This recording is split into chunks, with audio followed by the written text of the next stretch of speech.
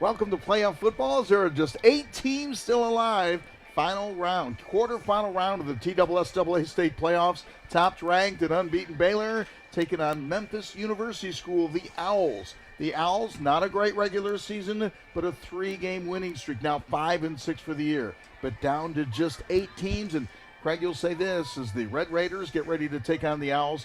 Playoff football is a lot different. Eric Kimry talked to me today. He called it the execution round or the extinction round. Who is going to move on to the next round and win tonight and become a member of that Final Four? Everyone remembers what happens in November. The Red Raiders have worked all season long, undefeated, top team in the state, nationally ranked, and now they enter basically the elimination round. And you're right, the table's set. But you still got to get it done on the field. What happened before doesn't matter at all. Memphis University, boy, if you're going to get hot, this is the time of year to do it. They've won their last 3 in a row. They've averaged over 40 points a game. Their defense has been up and down, and they're going to have one heck of a test tonight. As everybody that we've talked about all season long, can you contain this Red Raider offense? I don't say stop, I say contain. Red Raiders are 10-0 for the year, and think all the way back to that Raymond Gatt game where the Red Raiders came from behind back on August 25th and beat that team 21-14. Then beat Gray Collegiate 42-7. Coconut Creek was a 49-21 win. Went on the road and beat Lipscomb 37-7. Played Christian Brothers and won that game. Brentwood Academy, McCauley, St. Pius X, Montgomery Bell, and Knox Catholic. Now we're down to this right here, and you can see the matchups. These are the 8 teams still left. MBA and Ensworth, that'll be a great game. Across the way, McCauley taking on Christian Brothers. Top half of the bracket is what we're concerned about. Memphis University School advancing, beating Knox Catholic 41-7 last week. And so they advance and play Baylor tonight. And the other half of that bracket, Brentwood Academy and Father Ryan. So there's going to be some challenges. Don't overlook this Memphis University team, is what Eric Kimry is saying. Yeah, 10-0, undefeated regular season, number 1 in the state, all fine. He goes, we're worried about one thing right now, and that's going 3-0. Absolutely, and if you're Memphis University School, it's house money. You're in the playoffs, and you're kind of the Cinderella story in this thing against a team that hasn't lost all season long. So what do they have to do? Number 1, protect the football, establish something on the ground to at least shorten the game. And they have 2 kickers tonight. So maybe they feel good about their kicking game. They rotate 6 linebackers, and they're going to need all 6 of them tonight. Their defense is going to be tested. I doubt they've seen anything like this Red Raider offense. Well, one thing we've talked about all season long, the combination of that wideout spot with Cam Sparks and Joakim Dotson, those 2 dynamic. But about the running back duo, only one is going to be there tonight. Shakai Mills-Knight didn't play in the last game for Baylor with an injury. He's back tonight, but David Gabriel Georges will not play this evening. At least that was last report. So we'll see. But it may be the tandem at the wide receiver spot is still there, but the tandem at the running back spot is only going to be trimmed in half tonight. Defensively, you're going to have to pick your poison if you're MUS. Are you going to go after the run, or are you going to try and contain those wideouts? It's really hard on this level of football to have enough personnel to do both. They're going to have to get a pass rush when it is a throwing down. They have a 3-4 defense, so they're going to have a lot of multiple looks, which means they're going to send people, and it's going to be up to quarterback Briggs Sherry to find out who's coming and adjust his offense accordingly. And I think when the safeties play back, I think they'll throw. When the safeties come up, they will throw. You just saw Coach Eric Kimry in your picture. There he is right there in back of the quarterback's an offensive guy and a former quarterback that he is. It was interesting because we started talking about there he is, the philosophical part of playoff football. And I used the term swagger. Do you want your team to have a swagger? He didn't like the term swagger, but he liked the term confidence. He said, yeah, we're confident. We're 10-0. And I congratulate him on that, but that doesn't mean a thing when you go into playoffs. Playoffs are just a different animal. And I use the term rust versus rest because Memphis University had to play a playoff game last week. So they understand what that elimination philosophy is all about. Baylor had a first-round bye, as you know, after winning against Knox Catholic on November 1st. So a first round bye last week while a lot of teams are involved in the playoffs. So maybe they have some of those nerves in back of them where Baylor, with their first playoff game of the year against Memphis University, maybe it'll take a second to get those nerves and those jitters out of their system. And I think, too, when you're the number one team in the state, you carry that confidence, but also the burden of expectations. You know, they have set the table for tonight, for this time of year. That's what this team has been looking forward to ever since a year ago when they lost in the state finals to McCallie. Think about this, at Memphis University, now 5-6 with a playoff win last week, but went through this season with a 4-6 record. Their last 3 wins, a five-win season and 3 in a row. So they struggled a little bit at Bartlett, losing their opening game of the year, 41-17. Then they beat Memphis Melrose, shutting out Melrose 23-0. Lost at MBA, 31-0. Lost at McCallie, 37-7. Beat Ridgeway, 49-0. Lost to Ensworth, 42-3. Lost to Father Ryan, 27-21. Lost to Christian Brothers, 28-14. Beat Oak Haven, 49-14. And that's when the winning streak began on October 24th. So they beat Oak Haven 49-14, won at Briarcrest 31-10, and won their first round playoff game last week when they beat Knox Catholic 41-7. So you take a look at what they have done. 3 straight victories, ending the year strong, a playoff win, now into this quarterfinal round of the playoffs. So that gives you a little mo entering postseason play. It does, and I asked head coach Mark Chubb before the game, what caused the winning streak? What has gone well? He goes, we're a new staff. We've got a mix of veteran and young players. We're just settling in.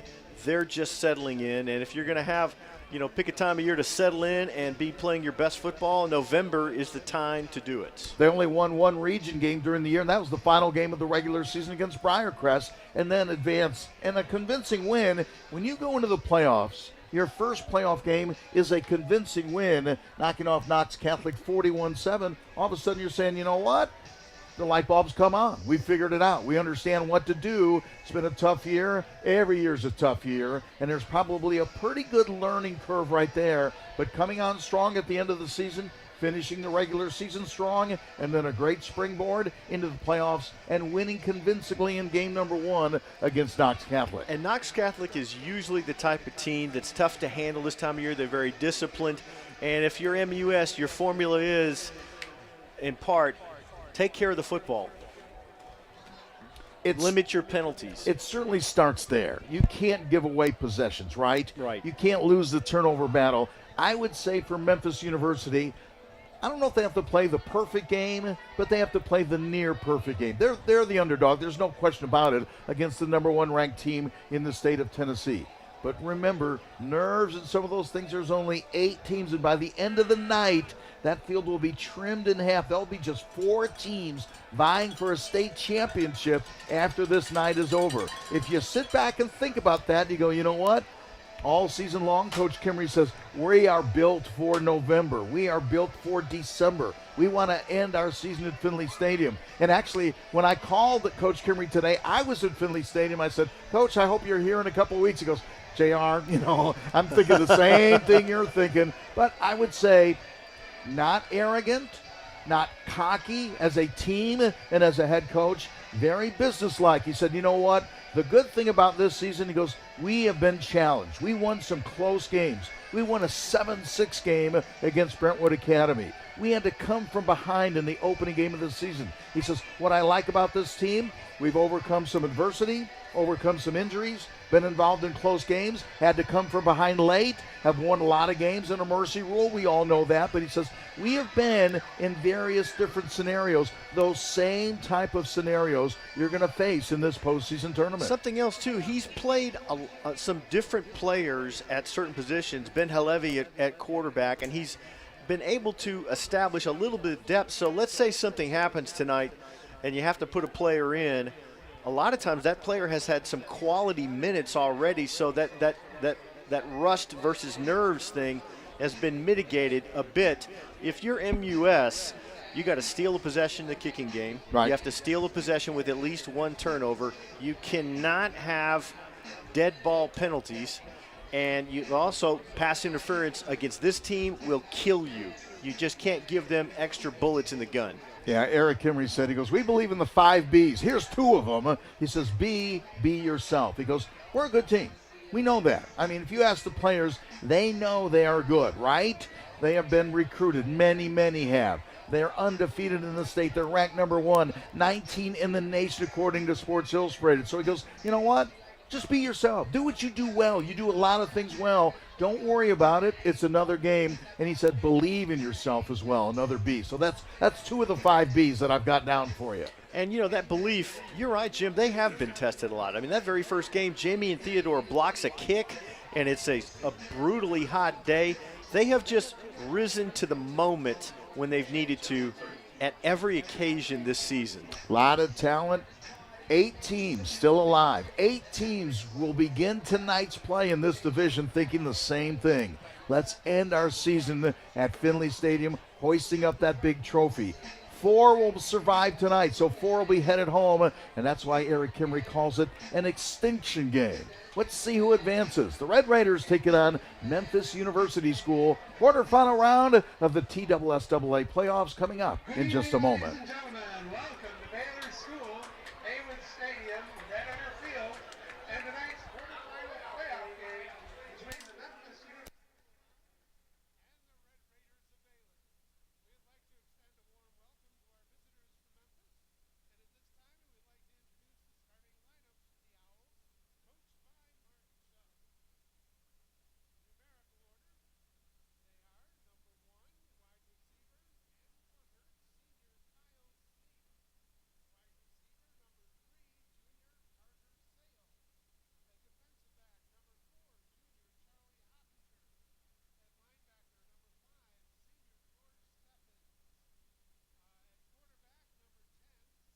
Brady Hughes.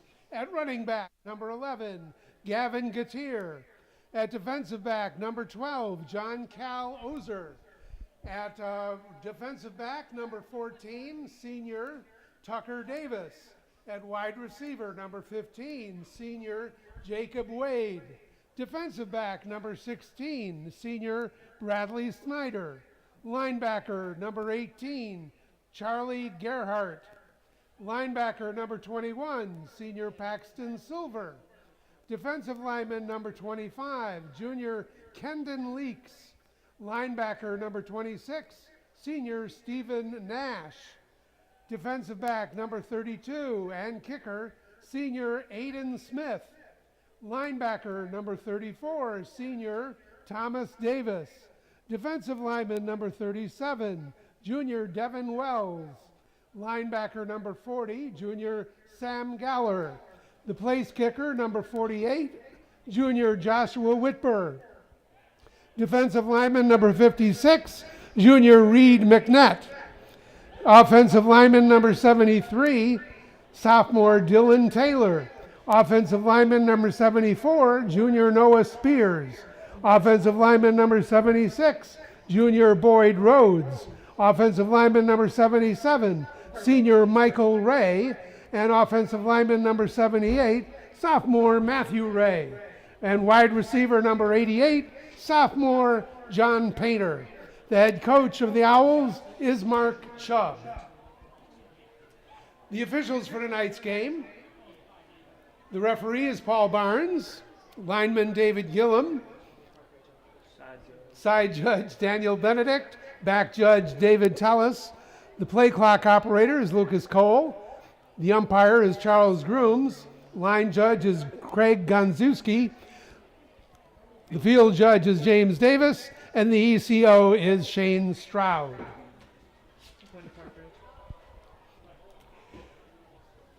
Tonight's high school football game is made possible in part by Park Ridge Health System.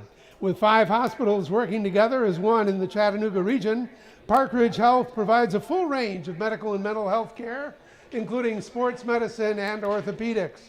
For more information, visit parkridgehealth.com. And this game is being played according to the rules of the Tennessee Secondary School Athletic Association. These rules provide for fair competition among players. Spectators can also help to promote good sportsmanship by observing the rules of fair play. Each one is requested to take personal responsibility for keeping this game at a high level of sportsmanship.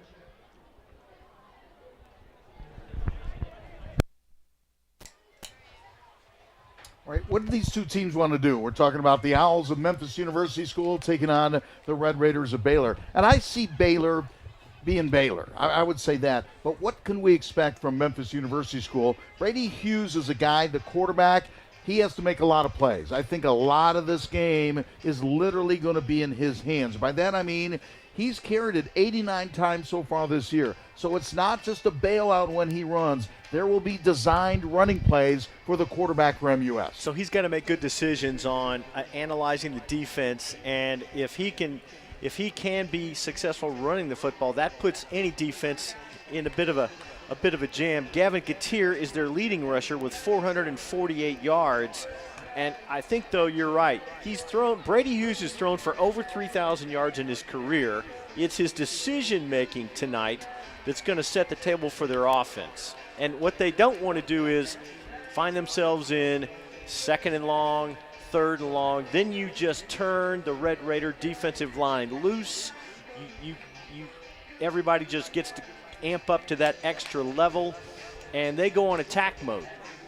One thing about Memphis University, they're not real big on the offensive line. So what does that mean? Can Baylor get to the quarterback?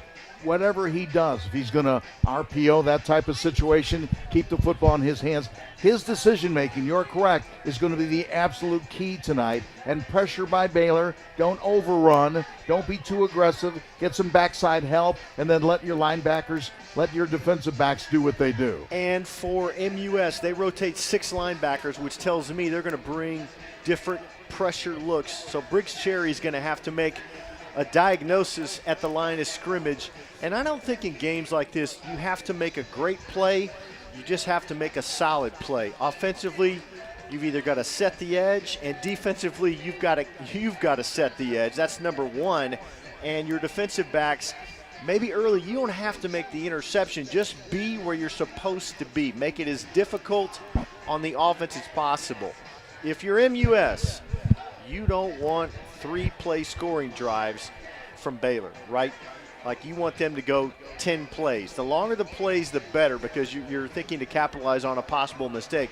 Man, if you're MUS offensively, you've got to take advantage of every single opportunity that comes your way, every call, every offsides. If you get that, you just got to take advantage of everything. You can't throw possessions away. What do we think, Jim? Like 6 possessions for each team in the half? So, I mean, realistically, you got to put some points on the board in 3 of those. Yeah, you have to take advantage of your opportunities. How do you control Sparks and Dotson if you're MUS, though? That's my question. I think you can't chase. I think you have to be very disciplined, stay in your lane and your run fits. If you chase these guys and you lose the angle, they're going to light at the scoreboard. We've seen that all year. Frankly, and the other thing that we've seen, I know I've talked about this for 2 years, if the Owls win the coin toss, don't kick it to them. I mean, we've just seen this so many times. You know, you kick it to them, they score, you have a 3 and out. Before you know it, there's 6 minutes in the game, you're down 14 points. We've seen that every time. Here's what's interesting to me. MUS has 3 kickers. They have one Joshua Whitber that does extra points, field goals, but they have 2 other kickers that they said they're going to use, Aiden Smith, Jacob Stalls. So what's a way to maybe steal a possession? An onside kick. They feel really good about their kicking game, and you know, we've seen people successfully pull off onside kicks against Baylor. Special teams for the Owls may be interesting to watch tonight. A lot of things on the table tonight, as we said, quarterfinal round of the TSSAA And now state please playoffs. direct your attention to the Baylor Jumbotron as we introduce today's lineup for your Baylor Red Raiders. On defense, number 4, linebacker Joel Lowenberg. Number 5, defensive back Jamian Theodore. Number 8, defensive back Colby Barrett. Number 15, linebacker Keaton Whaley. Number 16, linebacker Davis Garrett. Number 20, defensive back Jordan Derangia. Number 21, linebacker Bradley Ilunga Bisalele. Number 24, defensive back Cody Davenport. Number 25, safety Tyler Rice. Number 27, linebacker Chris Reniger. Number 35, defensive lineman C.J. Weiler. Number 56, defensive lineman Rafi Quinzamana. And number 99, defensive lineman Jaden Arenas Michelle. And now your Baylor offense, beginning with number 0, running back David Gabriel Georges. Number 1, running back Shakai Mills Knight. Number 2, wide receiver Caden Dewey. Number 3, quarterback Briggs Cherry. Number 9, wide receiver Joakim Dodson. Number 13, wide receiver Alexi Leclerc. Number 17, wide receiver Cameron Sparks. Number 19, tight end Ben Darnell. Number 54, offensive lineman Teague Johnson. Number 58, offensive lineman Jimmy Bryson. Number 71, offensive lineman Charlie Edgeworth. Number 74, offensive lineman Xavier Wade. Number 75, offensive lineman Jonathan King. And number 79, offensive lineman Gabriel Ascenda. Your kicker is number 80, Philippe LaForge, and the punter is number 95, Sam Shutter. The Red Raiders are coached by Eric Kimry.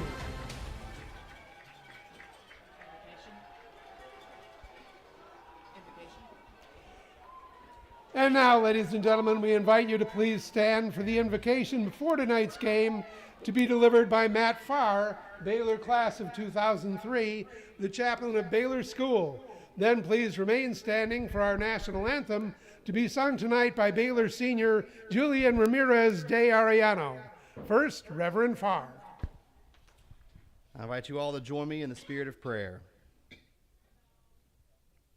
Almighty God, as the seasons change, we are reminded that you are steadfast and your love for us never wanes.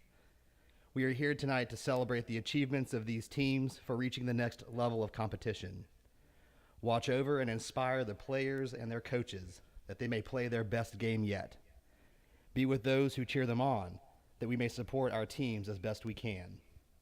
Above all, let us all find joy in the game and return to our homes safely this night. All this we ask in your name. Amen.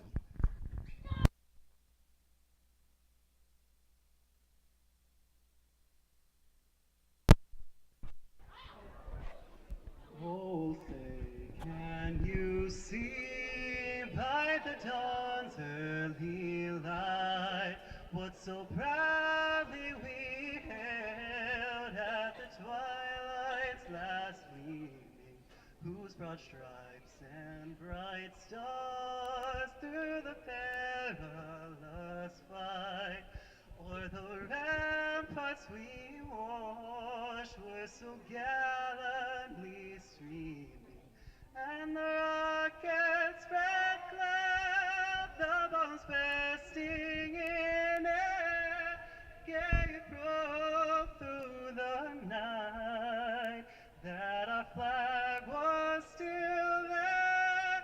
Oh, say does that star-spangled banner yet wave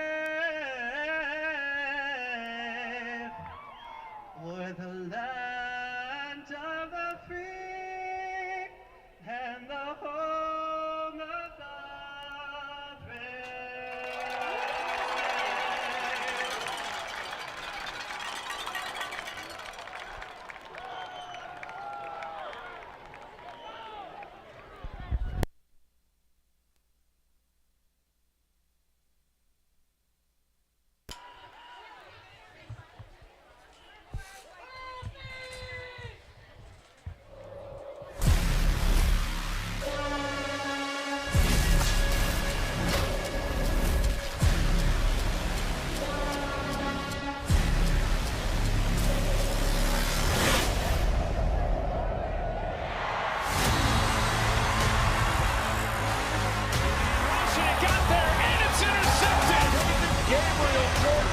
For the third time tonight.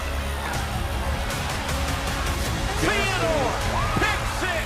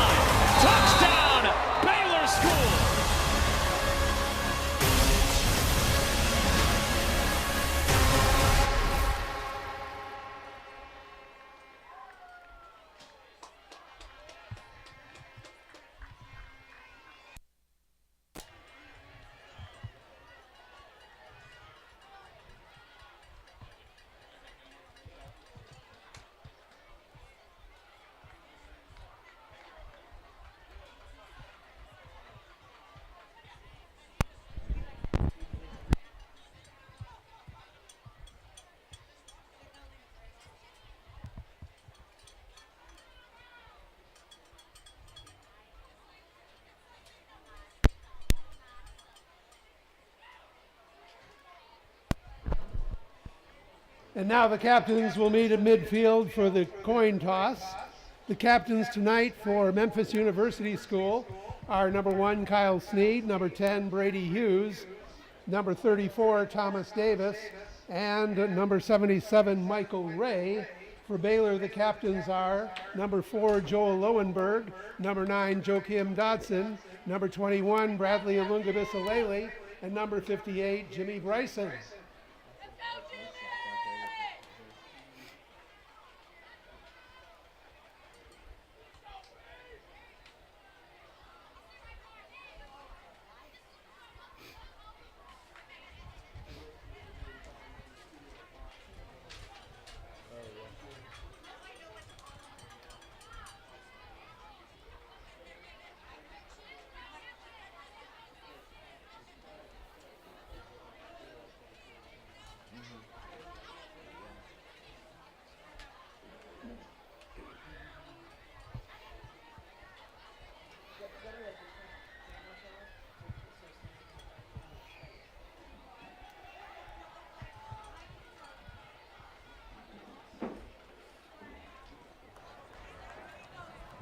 Okay, you've won the toss.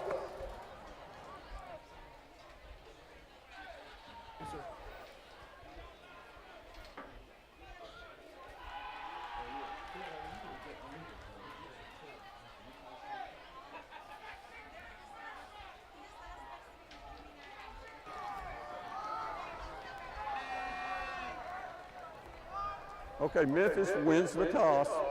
They defer. Baylor receives.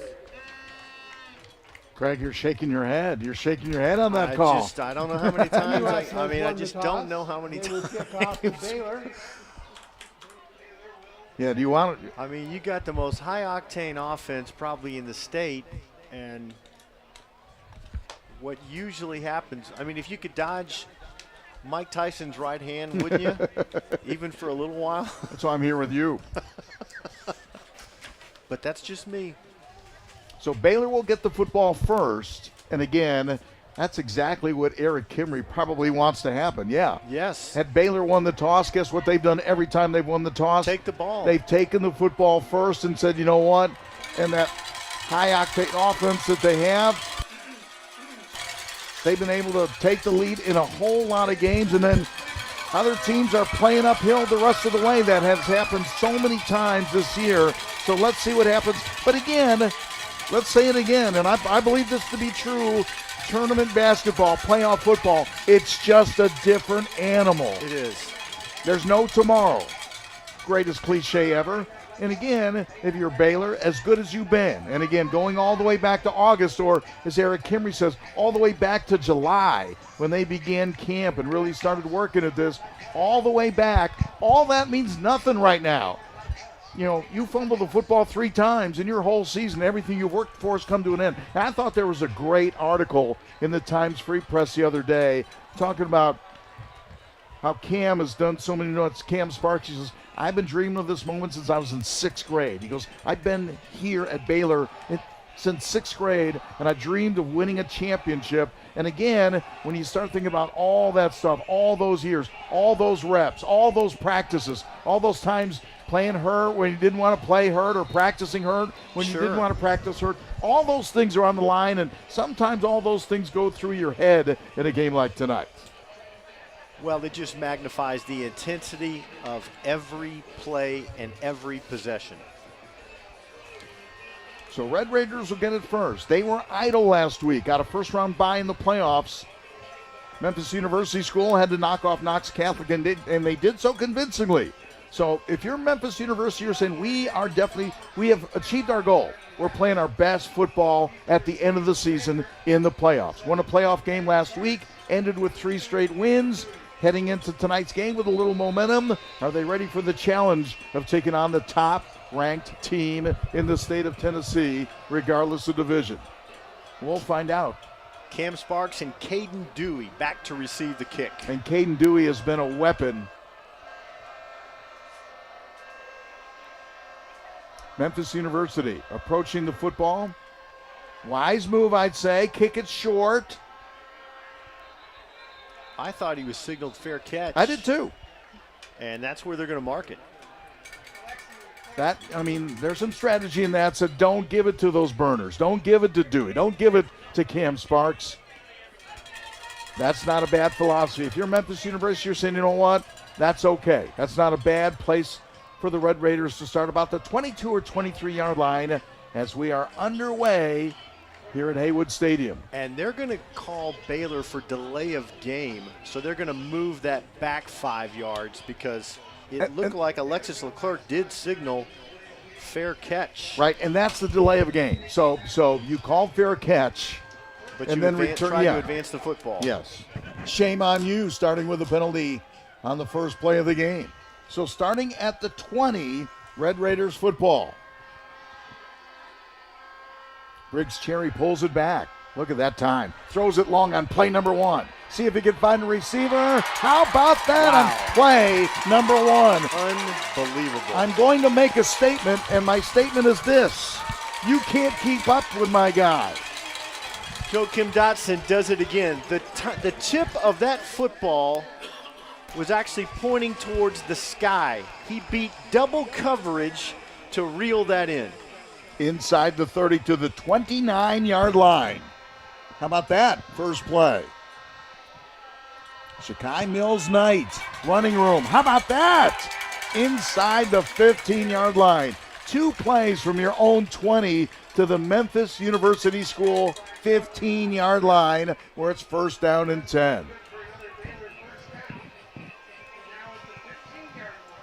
Briggs Cherry, the quarterback, has made great decisions almost all season long. With the pivot, with the dump, with the completion inside the 10, down to about the 6-yard line. Boy, what a fantastic concept right there. They go inside, and Bradley Ilunga Bisalele playing offense tonight. Easy completion for Briggs Cherry. That's not the fastest receiver, but it might be the biggest receiver.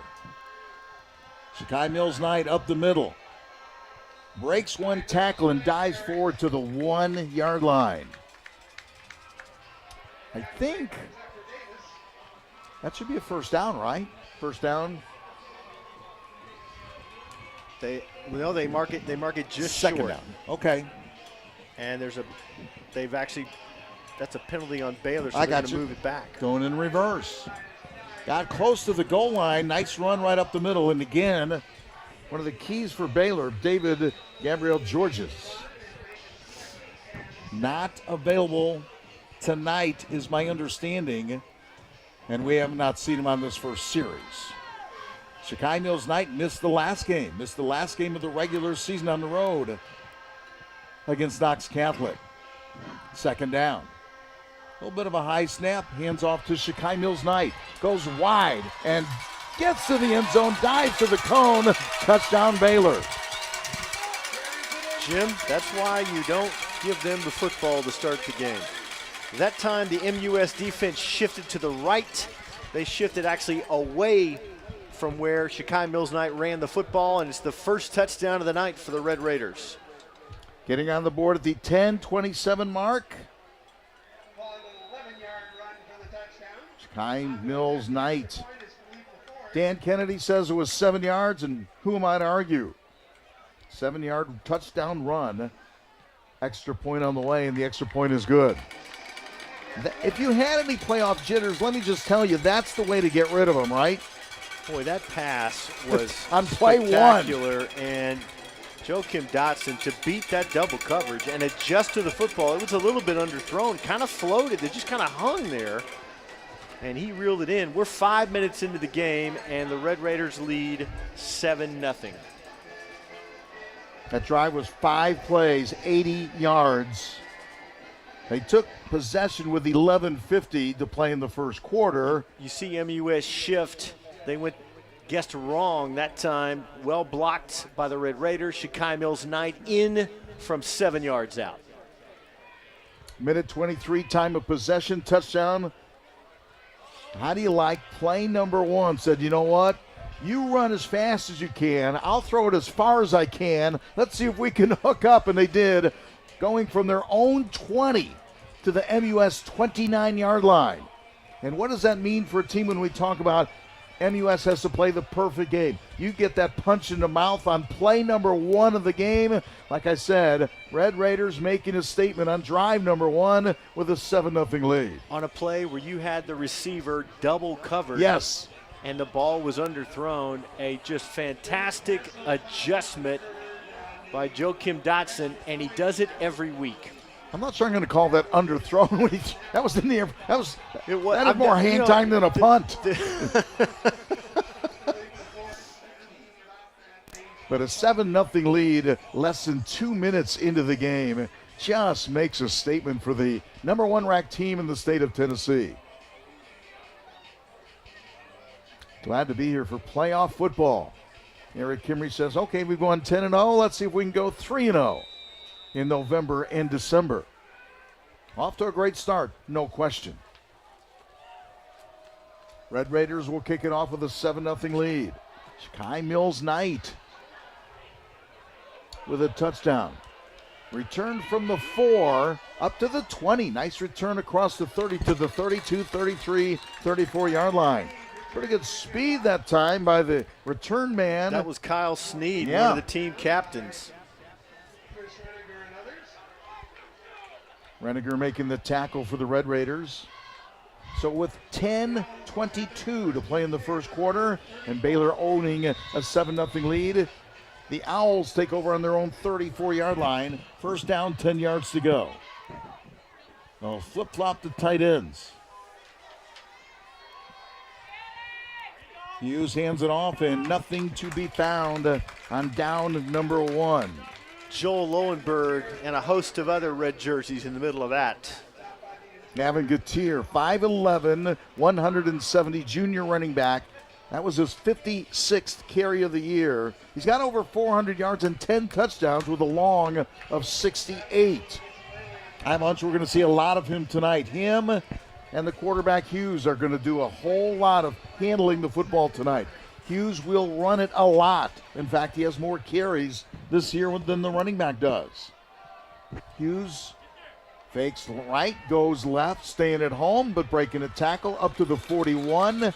It'll set up about a 3rd down and 3. Well-designed play on second down. Pass was close to being a lateral. Kyle Sneed, sure-handed, secured the football and took it straight up field. Brings it up to the 40-yard line where it's 3rd down. Well, if you're MUS, you'd love to just get a first down right here. Baylor shows blitz. Let's see how many they're going to rush. 3 interior linemen. They bring a 4th. Let's see if he drops or whether he goes. Hughes on 3rd down. Pitch sweep. Pitch was a little bit in back of the running back, and he does not get the first down. Across the 40, maybe to the 41, but not much more than that for Gutierrez. Nice job by the Red Raiders defensively. Saw Chris Reniger, number 27 right there for the Red Raiders, in on the tackle. And the Owls will punt it away. That punt is straight up and down. Let's see if it takes a roll. It does. Takes a Memphis roll, but not much of one. Still pretty good field position for the Red Raiders here. About the 37-yard line is where Baylor will take control. They already have a 7-0 lead on a Shakai Mills Knight 7-yard touchdown run on possession number 1. All right, what do you do for an encore? Can you have another 60-yard pass completion on the first down? I mean, anything's possible with this crew. I think they're going to, maybe you try and establish the run game a little bit more. But think about that. If you don't have the duel that you have, do you run Shakai Mills Knight as much as you normally would utilize your running game? You want him fresh in the second half for sure. 3-man front. Swing pass by the Red Raiders. And a nice defensive play that time. That is a solid open field tackle by number 4, Charlie Hattinger. Sparks makes the reception, but doesn't get much. In this day and age, you know, over the past, 25 years when we've had just more and more passing and the rules have gone that way, it's always, guys are going to catch the football. Make sure they catch it in front of you, and make sure you make the tackle after that. That was a tough open field tackle. That was very well done by Charlie Hattinger. From the gun on second down, about 9. 3 receivers far side, going up the middle, some running room, and a first down near midfield. What did we talk about? If the guys drop back, go ahead and run it underneath. If they get to approach the line of scrimmage, then use that speed. And Shakai Mills-Knight gets it to midfield for a Baylor first down. Man, just a gaping hole on that left side opened up by the Baylor offensive line. And because they have to pay attention to 3 receivers at the bottom of your screen, then got a lot of help once he got past that defensive line. Briggs Cherry, the quarterback. Pulls it back, dumps it underneath, giving some ground. Trying to turn the corner. He does turn the corner and picks up some positive yards. That's not going to go for much, but that was a fantastic offensive play because they had him squared up 3 yards behind the line of scrimmage on the far side, and they still managed to turn that into positive yardage.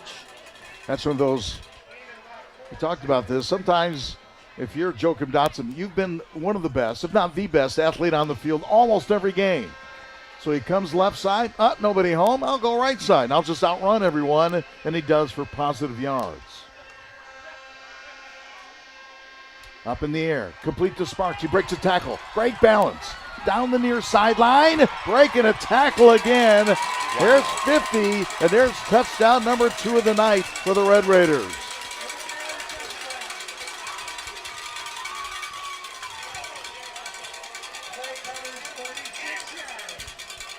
"46-yard touchdown pass. Cherry that time, and what does the wide receiver do? Cam Sparks says, watch this. Great balance. That's something I've seen 1,000 reps. I've seen guys in weight rooms, all that.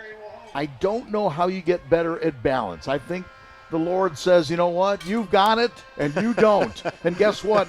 Number 17 does. He does. He has it. Catches it, stays on his feet, uses the hand, rights himself, and it's a 14-0 game. That was an easy lane for Briggs Cherry to throw to. Cam just basically posted up. It was 1 missed tackle, maybe 2 missed tackles. Again, that great balance that we're going to see here in just a moment. Here's the throw. He's going one place the whole time. There's 1 missed tackle. There's the balance you talked about. Maybe 2 here, and then a tight rope down the sideline and a touchdown for the Red Raiders. Tiptoed his way down the near sideline for a 46-yard touchdown pass. By the way, touchdown pass number 25 of the year for Briggs Cherry. We talk about everyone else, and the worst thing you can call a quarterback is a distributor, right? He's got a lot of weapons, and guess what? He gets the football to the playmakers. Every offensive coordinator I've ever met said, that's the key. How are you going to do that? Get the ball in the hands of the playmakers in a great position. That was well distributed, yes, for sure. And again, it was a quick throw, Jim. Knew exactly where he was going with the football. Honestly, probably pre-snap. And Cam Sparks made the rest happen. 3 plays, 63 yards, 206. Sparks, 46-yard touchdown pass. Cam Sparks, Joakim Dotson. Pick your poison, right? Pick your poison.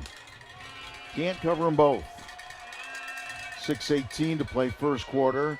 Trying to run wide, and guess what? I think Baylor's over the jitters. That jitters lasted until the end of that first play, I think.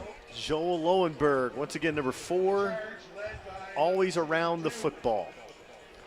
He's got 1 speed now. I'm just saying. I've never seen him jog. I've never seen him pace himself.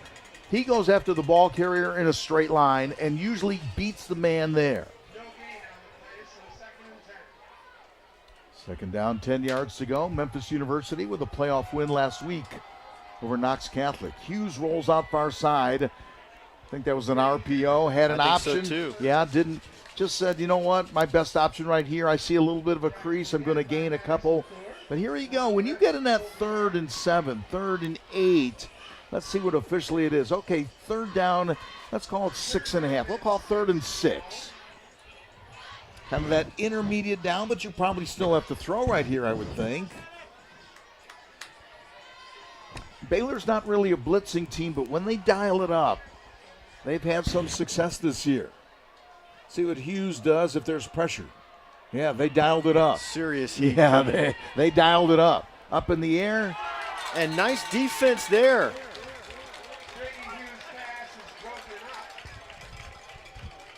Keaton Whaley with a nice defensive play on the back end, and they brought some serious heat that time defensively on a blitz.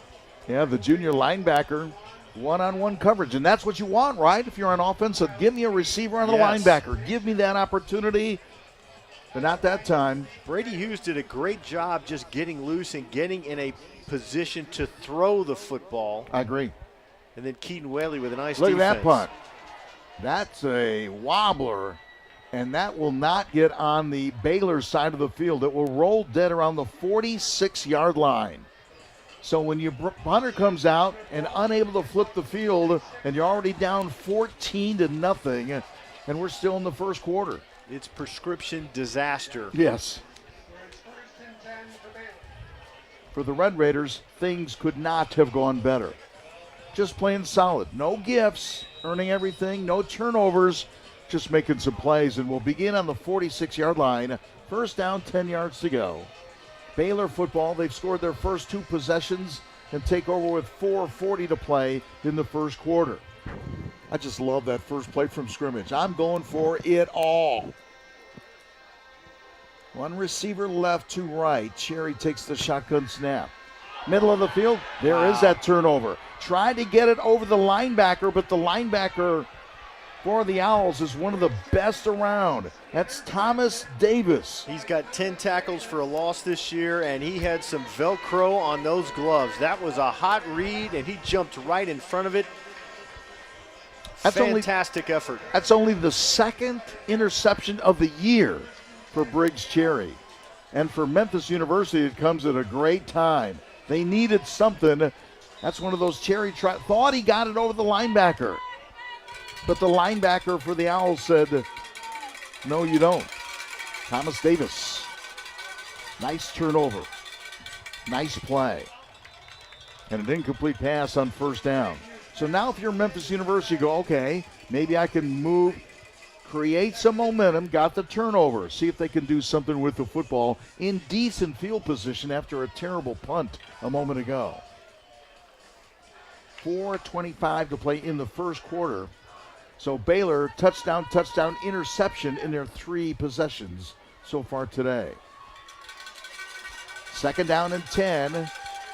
Owls on the Red Raiders' 47-yard line. A little bit of a high snap. Hughes is going to run it himself. And I think that was a design run that I time, did too. Jim. Just a little quarterback power look, and Brady Hughes made something happen on that play. Brings up 3rd and long. yeah, that's one of those. Hughes is a weapon. They are not playing 10 on 11. They're playing 11 on 11, saying we're using everyone we got. And Hughes is a guy that carries the football a lot. 3rd down play right here.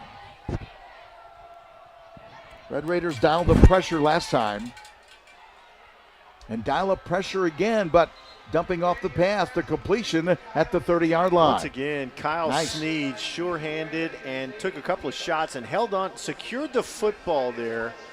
And that's a much-needed first down for the Owls. Yeah, that just gives you your defense a little, if nothing else, it gives your defense just a little bit of breathing room. Well, I talked to the coaching staff before the game. At the 30-yard line, they feel like they would feel very confident kicking a field goal. So now you've got a chance to get on the board here. Hughes, the quarterback, directing traffic. Trying to go wide. Good penetration by the Red Raiders. My goodness, that was great that time. That was Whaley once again. Keaton Whaley just came like a madman, and a solid tackle for a loss. When you play the right angles, you know, that's where it gets messed up. If you gauge it right, said I'm going to meet you at this spot right here, and you're unimpeded as he was, gets to the running back, and just what the Red Raiders needed right there, and that was negative yards by the Owls.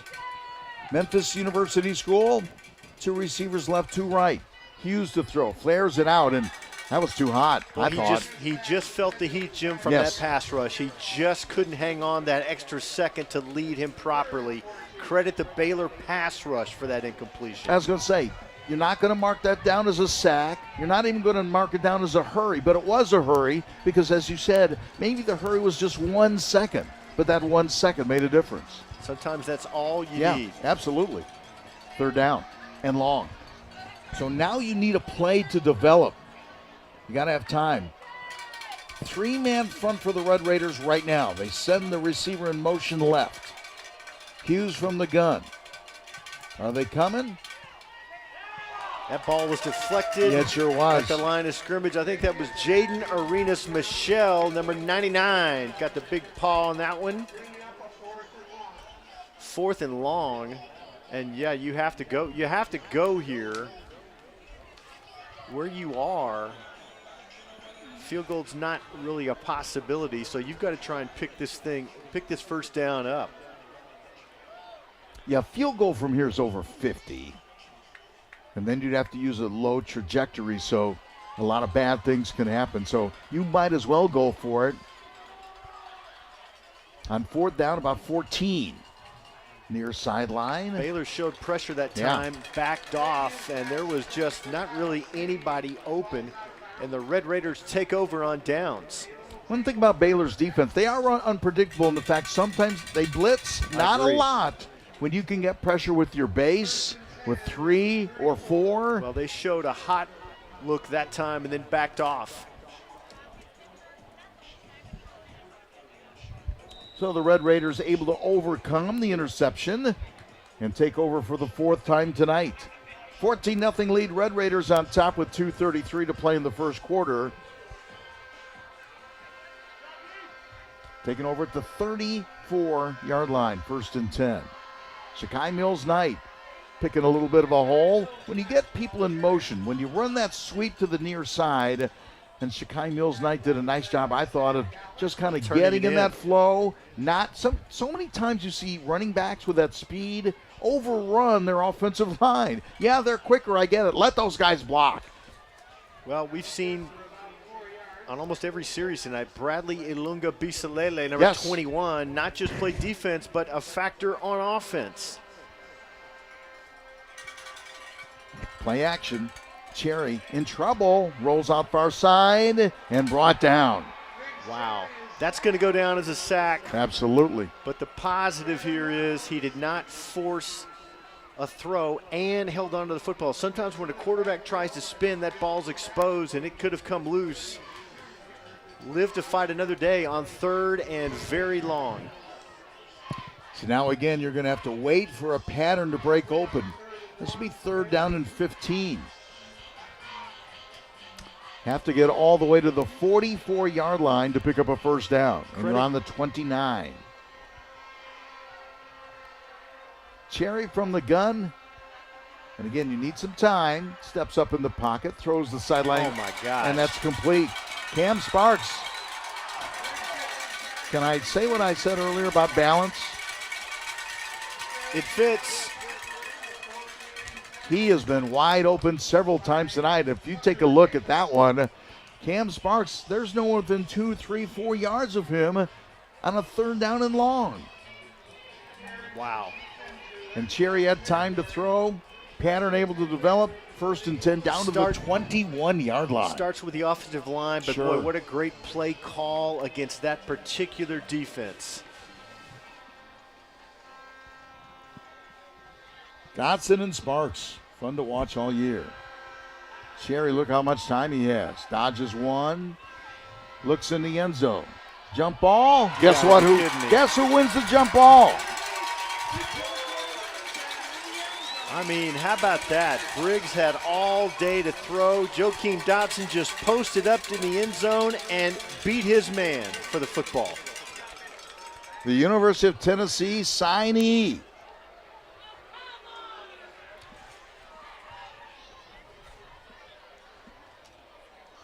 And there's a flag down. I did not see that. Right at the goal line.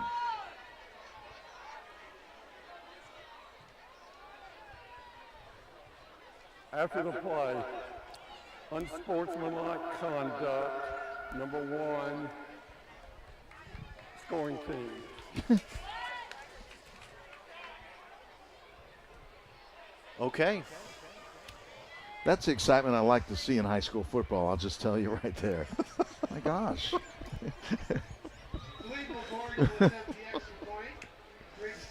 I mean, we're not keeping you awake, are we? Sorry. All right, we'll try the extra point on the way, and that extra point is good. That makes it a 21-0 game. Man, I didn't know you could read minds, Jim. You read mine. Well, some of this is about fun, right? We're supposed to be having fun. Have some fun. It's a 21-0 lead with 32 seconds to play in the first quarter. Dotson and Sparks. Shakai Mills Knight. Okay. Who are your scorers? Who are your playmakers? Those are the three that I think of first and foremost, and they've all got a touchdown in the first quarter. Honorable mention, this offensive line, the Yes. red wall. He's got all day. He's going through progressions, and he goes left, and Joachim Dotson takes advantage of his advantage, reels it in. Touchdown number 3 for the Red Raiders. So 4 possessions for Baylor, 3 touchdowns, 1 interception so far. So remember, they had kind of a short field. Well, they started at the 34, so that's a 66-yard touchdown drive. 66 yards, 4 plays. And it took 2:01. So the 3 touchdowns for the Raiders, 80 yards, 5 plays. A thing of beauty on the first possession of the game. 63 yards, 3 plays, and 66 yards in 4 plays. And the penalty will be assessed. And a grand total of 5 minutes and 30 seconds time of possession for on the the first kickoff. quarter. So Wow. Baylor will kick off from the 25-yard line. Pretty good leg. Fielded on the 4. Up to the 15, to the 20, to the 25, up to the 30-yard line, and more. Ooh, takes a pretty good pop right there, but And that's a nice return. And how about that by the kicker? He gets a shot in. Philippe LaForge bringing the wood. How about that? Then you get to run out and get your kicking tee. That's Soak up some extra juice. That's right. From that crowd. That's where the ovation should come from. I'll tell you this, I'm impressed with Kyle Snead for the Owls. Man, sure-handed, speed. Nice pass that time, tight window. Brady Hughes' his best throw of the night. That'll probably mark the end of the first quarter as you see that time ticking down. Now stopped with 11 seconds to play in quarter number 1. Down to the 44-yard line after a nice return to start this drive. From the gun, going quickly and hit out of bounds. Back-to-back first downs, Yeah. plus there's a penalty on this one too. This may go even longer for the Owls. Darren Gia with the tackle down to the 32-yard line. With 1 second to play in the quarter. Baylor 4 possessions in the first quarter, so probably more than we thought, right? Yes. Personal foul. Face mask, number 11 on the defense. First down. So grabbing the face mask, the penalty against the Red Raiders.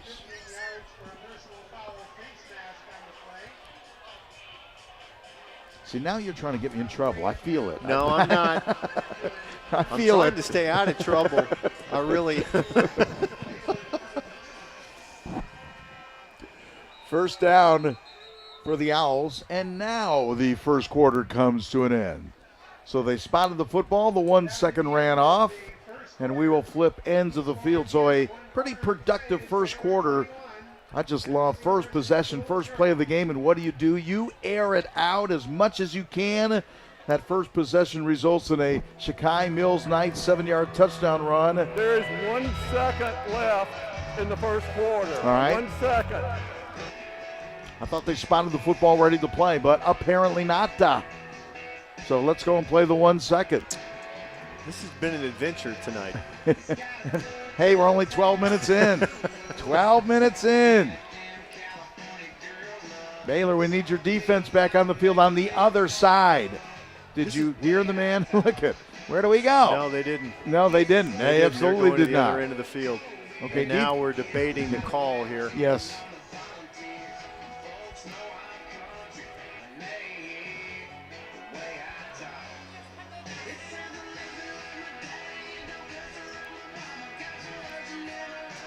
I think they're going to vote on it. We're waiting on a couple of precincts in Arizona, I think, to get the final returns in to see if we're going to play the 1 second that remains in the first quarter. Okay. Let's do it. Let's do it.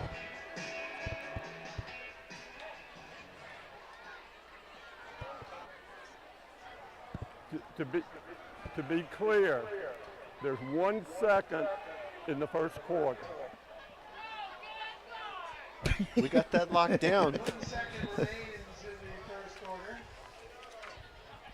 Brady Hughes, the quarterback for the Owls. Up in the air and incomplete.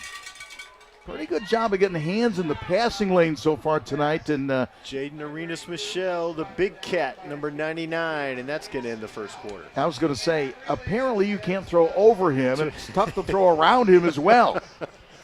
He's knocked down 2 so far tonight, so I'll give him credit for 2 blocked shots. I've done some basketball last night. 2 blocked shots in the first quarter for the big man, number 99. 21-0 lead Baylor. Touchdown on first possession, second possession, an interception in the third possession, and a touchdown in the fourth. So 4 possessions in the first quarter for the Red Raiders and 3 touchdowns, 1 turnover. Oh, by the way, this is the Owls' best drive of the half. Started with a nice return, no question about that. Let's set them up a little bit, then 2 straight, first downs. Back-to-back quick throws in the quick game, first downs, back-to-back first downs. And again, when you don't think you could win the line of scrimmage, I think you have to go quicker. Quicker and shorter. Give me 4 yards. Give me 5 yards. Give me 6 yards every down. It's death by 1,000 cuts.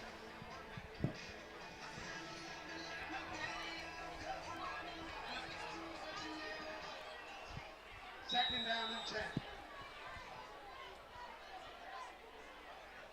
Hughes takes a high snap, rolls out on the run, pass complete. And again, they just seem like they are indeed going quicker now, right? They run away from the pressure. And it was a very accurate, well-thrown football to a safe, conservative location. Threw it on the run. They threw it well. See, I think that's the formula for the Owls. Give me those 5 yards. I'm going to spread the field a little bit. I know I can't, at least I think I can't just drop back 7 steps and pick out a receiver. I don't think that's going to work for you. Hughes rolls out near side. There you go. The third block. There's the third block. Good job, Kareem. 3 blocks for How the about big that? cat. If you can't get to the quarterback, what do they tell you to do? Get your hands on the football. Get your hands in the passing lane, and a nice job again. Jaden Arenas-Michelle with his third batted down football of the evening. The Owls looking for some points right now. So this would be what, a 30-yard field goal. Or maybe 29, where the holder sets up right here. Snap good. Got it. Kick on the way, and the field goal is good. And so the Owls on the board here on their first possession, second quarter. So is that 29 or 30? I'm saying 29.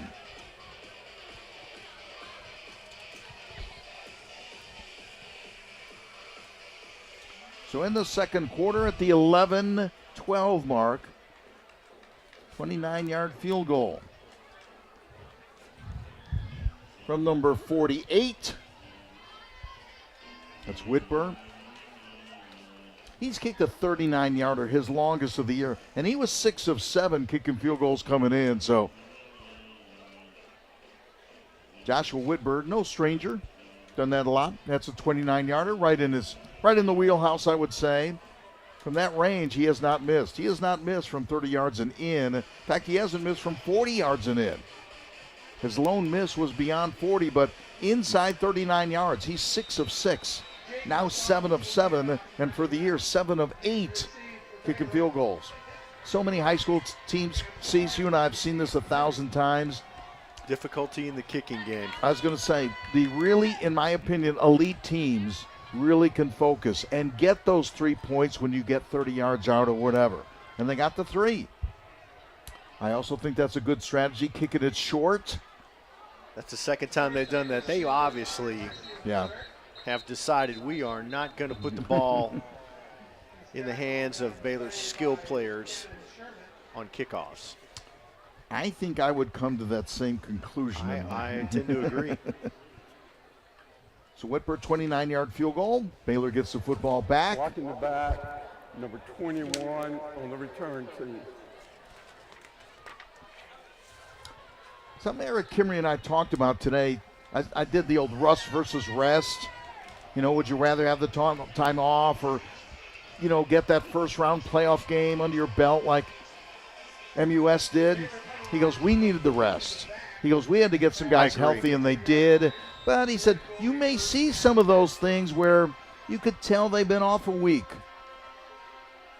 They haven't played a home game in a while. It's still a football game. Don't think it's not. Shakai Mills Knight turns the corner far side, and again. Man, that's going to go for 12 yards, but that is a fantastic run. Changed his entire direction, switched the football away from pressure, and turned a 1-yard gain into a 12-yard first down. That's just athletes right there. We've seen it a couple of times. When you're able to reverse your field, and that means you're giving up ground. You're giving the defense opportunities, but if they can't get you at the right angle, if you have speed to outrun that angle that they have, good things are going to happen. And Shakai Mills Knight can outrun the angle, if you will. Yes. He creates his own angle. Yeah. Or he messes up your angle. First down and 10, penalty flag. Might have taken too much time. That is another penalty on this Baylor offense. False start, number 54 on the offense. Still first down. Have I looked and seen if Charlie Edgeworth is out there on the field? Because a little hard to tell. Yeah, I don't see if I see 71. I see Jimmy Bryson. Yeah. And that call was on Teague Johnson. I think Edgeworth was one of those that may not be ready to play tonight, and haven't looked in the first series, but not playing. Wolf flares the pass. High catch. Dodges one. Near sideline. Hit out of bounds. That should be a flag. Great effort to make the catch by Joakim Dotson. He's 3 yards out of bounds. I mean, on his feet and drugged down. But the only one complaining is me, so that's okay.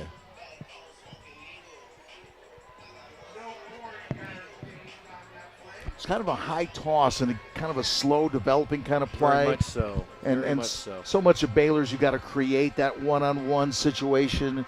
They just feel like those receivers are going to win most of those battles. Screen pass. Look at that. Blockers in front of him. Spin move. Not enough for a first down, but close. Boy, and a flag down at the 39. The orbit motion to Cam Sparks really had the defense a little rattled. Some solid blocks. Set the table and a decent gain. Will it stand? Holding call. Number 9 on the offense. Repeat, second down. So we're going to call Joakim Dotson with a hold there, so that's going to bring everything back. I think the screen was a great call there. You know, guys want to get to the quarterback. Just dumps it over those defensive linemen that are rushing. Had a covey of blockers, 3 offensive linemen. Screen was set up nicely. Until the holding call, which brings it back to the 29-yard line. Clock stopped. Showing blitz and then not coming. Sherry with time. Throws a nice pass at the 40 and up to the 41-42, right in the vicinity of the stick, but I still think he's a half yard shy. Let's see. Man, what an effort by Caden Dewey. Yes. Got open and got upfield. He looks like he's a little nicked up. Number 2 is going to check out. And they're going to move the chains. That's a first down. That is a first down.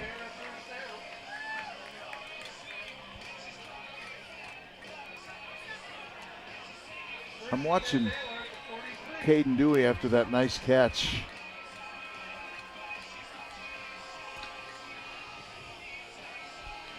Quickly took the helmet off, and training staff taking a look. Baylor with a first down on their own 43-yard line. It looked like his right arm was injured. Yes.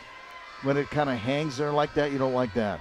High snap, handoff to Shakai Mills-Knight with a spin move and another first down. He was a stride or two from making another highlight film. Close to popping that one. Yeah.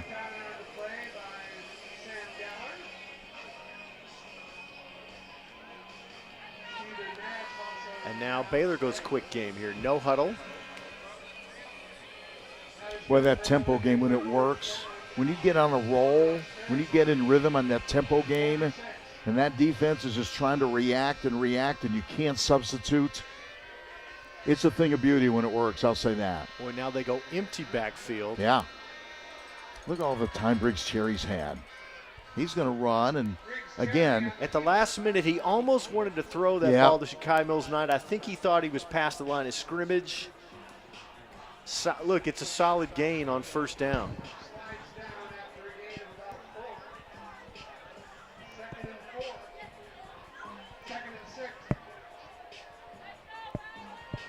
Look at Caden Dewey still on the sideline. They attend to him.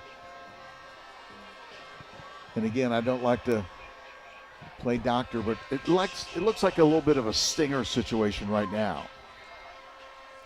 Second down after the Briggs Cherry run. Puts it near side. Caught. Boy, incomplete. That's a pass Briggs wanted back. They had the gun loaded for distance on that one, and that ball was just a little too low, thrown a little quickly. Yeah, I was going to say he probably didn't realize. I understand what they talk about, the clock in your head, right? If you're a quarterback, and that you got about 3 seconds, 3.5, somewhere in there, and he was about a 2.5 when he let it fly. But actually, he had a lot more time. He had more time. There wasn't much of a rush, but he kind of rushed the football and didn't throw it as well as he would like. And it's third down. From the gun, pulls it back. Oh my goodness, dangerous throw. Yeah. That time the Owls had 6 within 3 yards of the line of scrimmage. I think they confused Briggs a little bit there. He saw the one-on-one coverage far side, but then just tried to dump it over that defense. A little bit on the dangerous side, and for the first time tonight, the Red Raiders punt team is out. See the score, 21-0 and 21-3 in favor of the Red Raiders. Scored 3 touchdowns in the first quarter. Sparks, Dotson, Shakai Mills-Knight, each in the end zone one time. Coach Kimmery's going to call a timeout here. Baylor.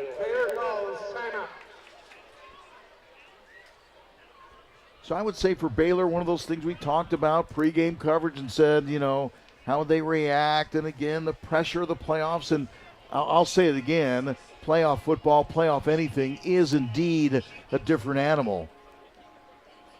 When you go 10-0 in the regular season, yeah, you're feeling pretty confident, but boy, that confidence can go away in a hurry. 1 or 2 bad plays, all of a sudden you fall behind or something like that. But that absolutely did not happen tonight. And I think Eric Kimmery is so good at play calling.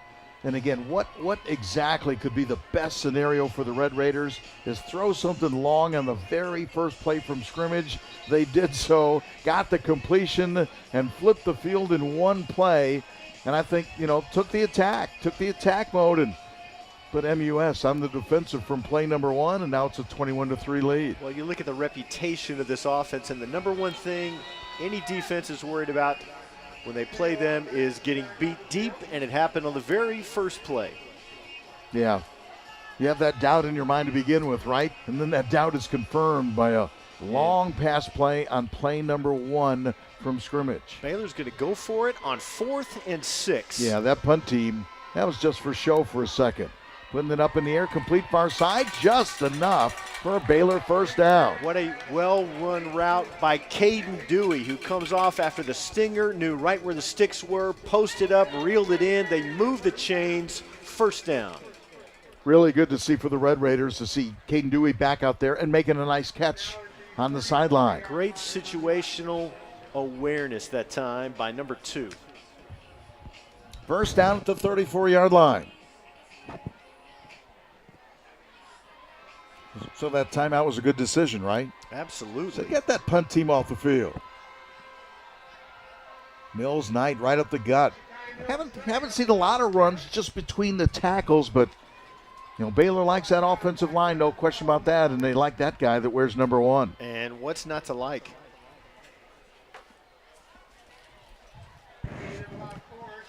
Again, when we talk about offensive line, Briggs Cherry has had, for the most part, a lot of time to throw. Sometimes in inordinate amount of time. Single setback on the pistol look. Going end around to Dewey on the far side and just trying to turn the corner. Put his foot in the dirt and slides down right at the line of scrimmage. And Caden's frustrated with that one. He wanted to put that foot in the ground Yes, he and did. turn it upfield and hit the burners. It just did not happen. So put it at the 31-yard line.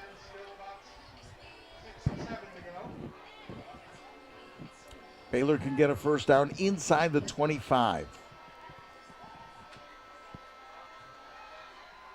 I think this is one of the more, let's say, methodical drives of the night.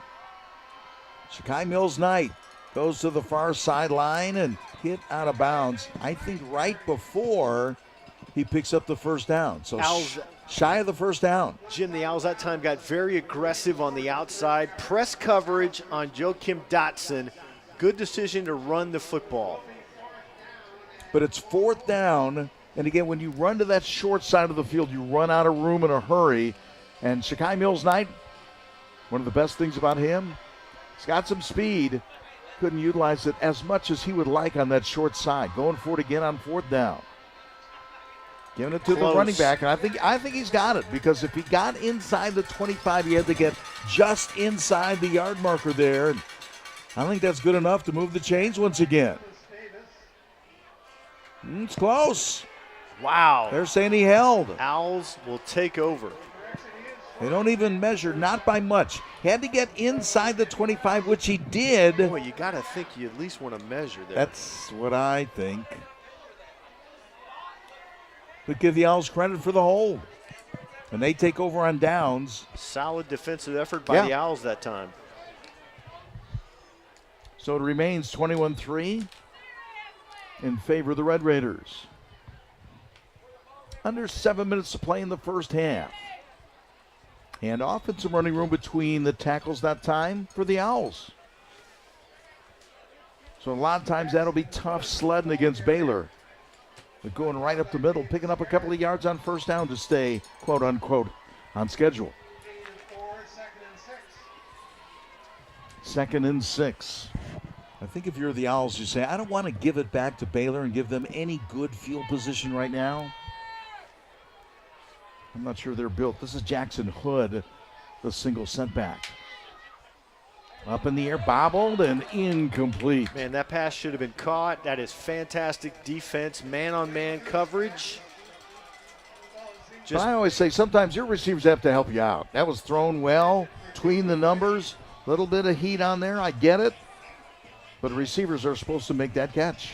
You got to expect, you got to shield that ball as much as you can from the defender, especially on that slant. And it's 3rd down.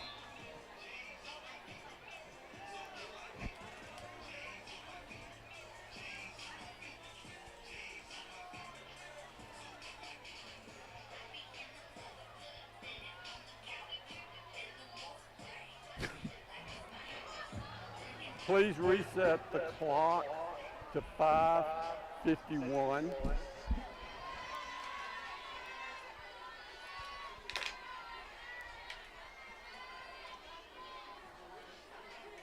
No comment. Third down. And about 6 yards to go. Third down and 6. Baylor scored on their opening possession of the game. They've had the lead ever since. It's now 21-3 with 5:51 to play in the first half. Hughes in some trouble. Rolls out, extends the play, moves it downfield, takes a pop. We talked about good decisions. That was one that time. Baylor showed blitz, backed off, only rushed 3. Brady Hughes able to turn that into a solid gain.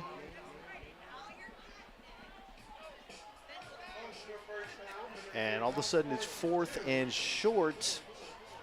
But the Owls looks like they're going to have to kick. Yeah, it's 4th and 2. And again, you don't want to give Baylor the football back on your own side of the field. The question is, Jim, what kind of punt are you going to produce here? Yeah, they've had some struggles. Now it has some hang time to it and some good yardage. That's Baylor their best, retreats. Yeah. Best kick of the night for the Owls. Probably wanted to kill a little bit more time because, look, 5.5 minutes to play in the half. Baylor with plenty of time. Timeouts to use if you need so. If you need a timeout. Well, that 5:30 is exactly how long their 3 touchdown drives have taken. Total. 123, 206, and 201. So 5.5 to play in the first half here at Haywood Stadium. Baylor trying to get back to the championship game. Played in that title game. Again, this is only the quarterfinal round, so don't let me get ahead of myself. Pass complete around the 35-yard line, dancing out of bounds for a first down. Again, Dotson such a factor, especially after that opening play. He pushed upfield and then came back, took advantage of the cushion to make that catch. They give him there. It's such a big cushion every time. Yeah, I understand the reasoning, but because you don't want to become toast, right? Charlie Hottinger, number 4, is a man on an island dealing with number 9 tonight. And all in all, has done a pretty respectable job, I'd say. Shakai Mills-Knight bounces off the pack, still can't get positive yards. Back to the line of scrimmage, but not much more. Boy, Jim, you feel like number 1 is set to break a big one. Not that time. Good pursuit that time by the Owls. Just a gain of a yard on that first down play. So it's 2nd down and 9. Right at the 37-yard line. 2nd and 9 from the 37. Baylor football with a 21-3 lead. Quarterfinal round, TSSAA state playoffs. Play action.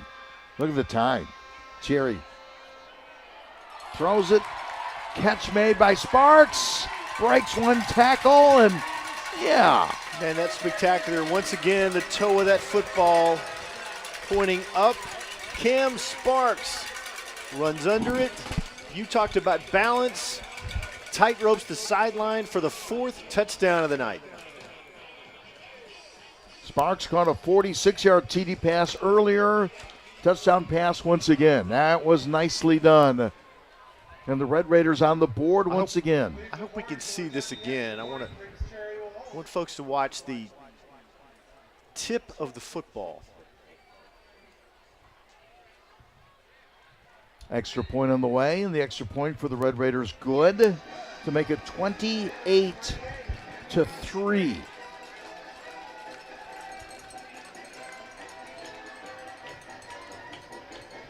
Boy, Cam Sparks, he doesn't run. He just glides. I mean, he is so smooth.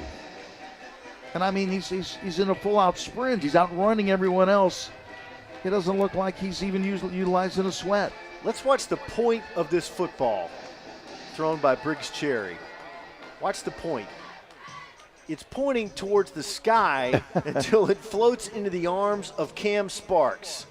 And he runs as fast as he needs to for that touchdown. Yeah, if that was a punt, we would say that ball turned over, right? Yes. Well, it hung up. He's thrown some spectacular footballs tonight, Briggs Cherry. And again, you mentioned the offensive line. That offensive line gave Cherry all the time to throw, and that allowed Sparks to get open. slow developing play, but if you've got time like that, you got time as a quarterback, and you got receivers like that, it's just a matter of time. Cherry to Sparks, 63 yards on that touchdown. Total drive is 76 yards in another 3-play drive. And on the touchback, so remember Baylor took over with 5:30. So it took them 65 seconds to get on the board. Their first points of the second quarter, I should add. Scoring 21 points in the first quarter, a touchdown in the second quarter, and 28 points on the board for the game. They have turned it over once on an interception, maybe in the backfield. Ouch. Good play, Lowenberg once again from this linebacker spot. Like I said, if you want to know where the football is, foul number 4. Number 4 will be there quickly. 4 will bring you there, right? He will lead the way, yes. He's getting a lot of offers nationwide now. And I've said before, Eric Kimry corrected me with an exclamation point and said Lowenberg, one of the best athletes on the team. He's not just that blue-collar guy that's around the football. He's the blue-collar guy. There he goes from a linebacker spot. Trying to rush the passer. Pass complete underneath to around the 29 or 30-yard line. In the vicinity of a first down. Let's see if they move the sticks. That's been their most effective set tonight. That quick game to the sideline. And usually Kyle Snead, number 1, is involved with a catch and a first down. First down that time. They did move the stick, so he got the 10 he needed. Brings it up to the 30. 3-man front. Let's see how many are coming. And they're going to call Baylor for offsides here. Encroachment on the defense. Yeah, Chris Reniger a little bit active, let's say, and tried to time it right at the line of scrimmage and went across that line. Across that neutral zone. So a 1st and 10 becomes a 1st and 5. Clock running, as you can see, with just over 3 minutes to play in half number 1. Hughes with a single set back next to him.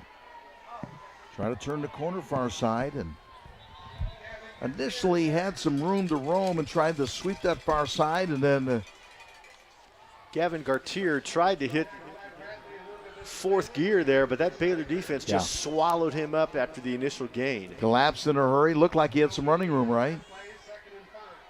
No gain on that. Yeah, that looked like it was going to be positive yards for the Owls. Gatier's got some speed. I like his acceleration. 3-man front this time for the Red Raiders. Hughes pulls it back, finds a receiver. Once again, Kyle Snead. And what defense on the perimeter by the Red Raiders. Looked like that play, Jim, was going to go for an easy first down. Instead, they're 2 yards shy. Yes. So a 3rd down and 2. Clock running with 2:15 to play in the first half and counting, as you can see.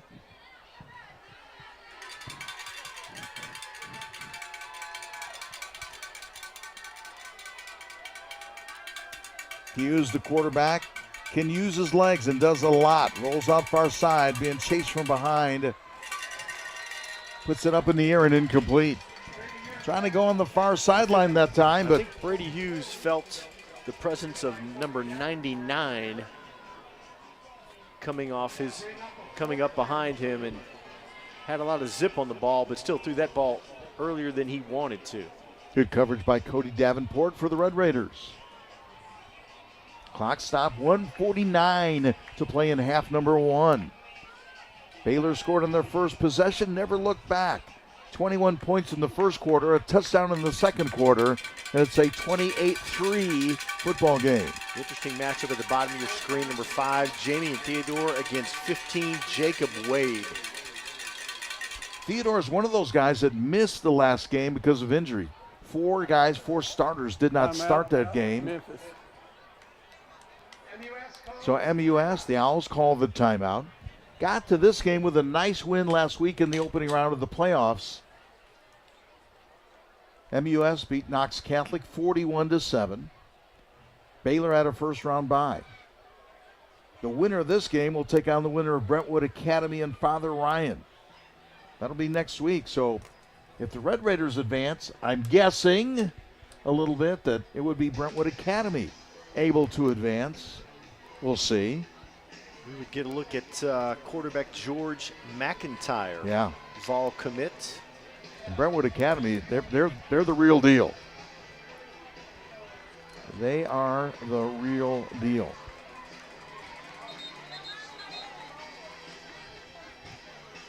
But Eric Kimmery says all we want to do now is go 3-0. Is that too much to ask? 10-0 during the regular season, so we just want to go 3-0 in the playoffs. Maddox McClure in at nose guard for the Baylor defense. On 4th down. Can they run between the tackles?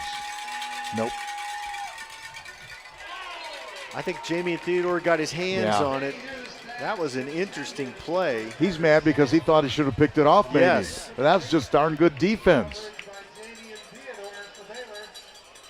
Jamie and Theodore, what All he does is make plays. He's outstanding. Someone's got to be looking at him. He's got some talent, reacts well, wheels good. Now you take over in the 38-yard line. And again, you've got opportunities right here. With 1:44 to play in the first half.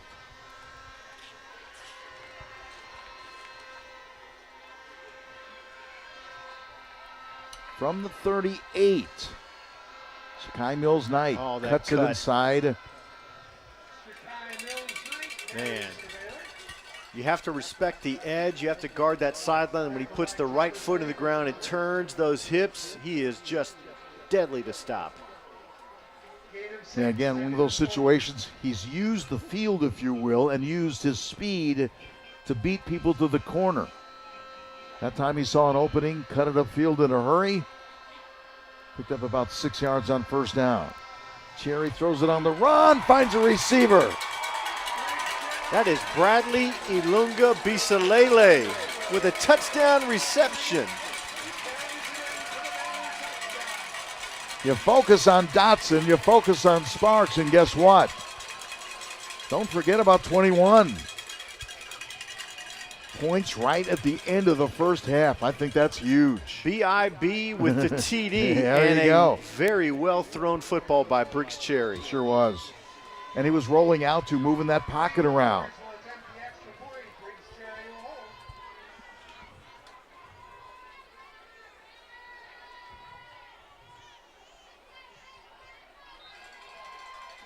And the kick is good. 35th point of the night.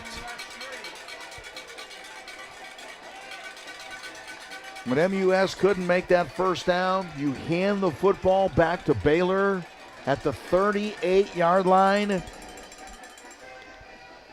It just felt like not if, but when.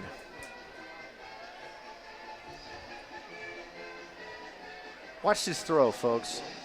Cherry with a play-action fake, puts it where his guy is going to get it and no one else. Bradley Ilunga Bisalele playing some defense and playing some offense tonight. Those guys that mostly play defense, they love playing offense, don't they? They love playing offense. Give me some football. Give me some points. Makes that highlight reel. That was impressive. Again, right before the half.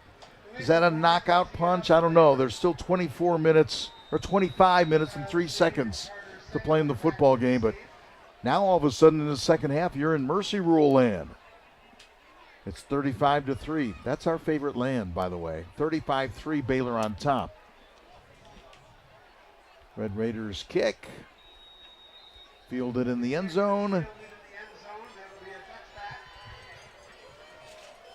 And so the Owls will begin on their own territory with a football. Boy, I think that was a big score. I do too. Because what do you, and Baylor, you know, MUS was the underdog, and Baylor was a favorite. There's no doubt about that. What do you always say? Don't let them hang around.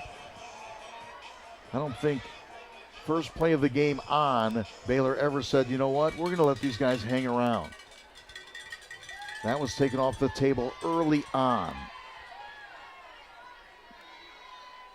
Time, and a nice completed pass underneath, and then turning it into more. That's Kyle Snead again. You need to account for number 1. Yeah. He almost broke that one. He's had a solid football game in the first half. Yeah, Snead came into this game with 37 catches and 4 touchdowns, and I think his stock is going up today. Hughes up in the air, pass complete far side. That time, Jacob Wade makes the catch for the Owls. He gets out of bounds. 6'3", and they're going to rule him 175. in. Yeah. The clock continues to run. Close to the first down, but about a yard short. Please reset the clock. 36 seconds.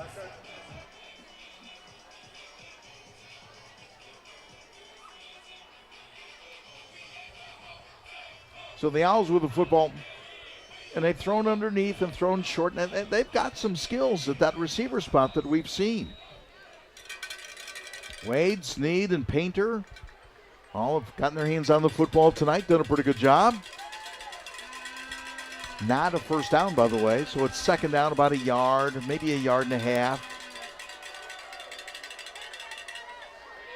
And now Hughes throws it on the run. Boy, that was a great play by Bradley Hughes. Bradley Ilunga Bisalele had him squared up for the sack. He went to his right, completed the pass, and we'll see what this flag tacks on or detracts from that play.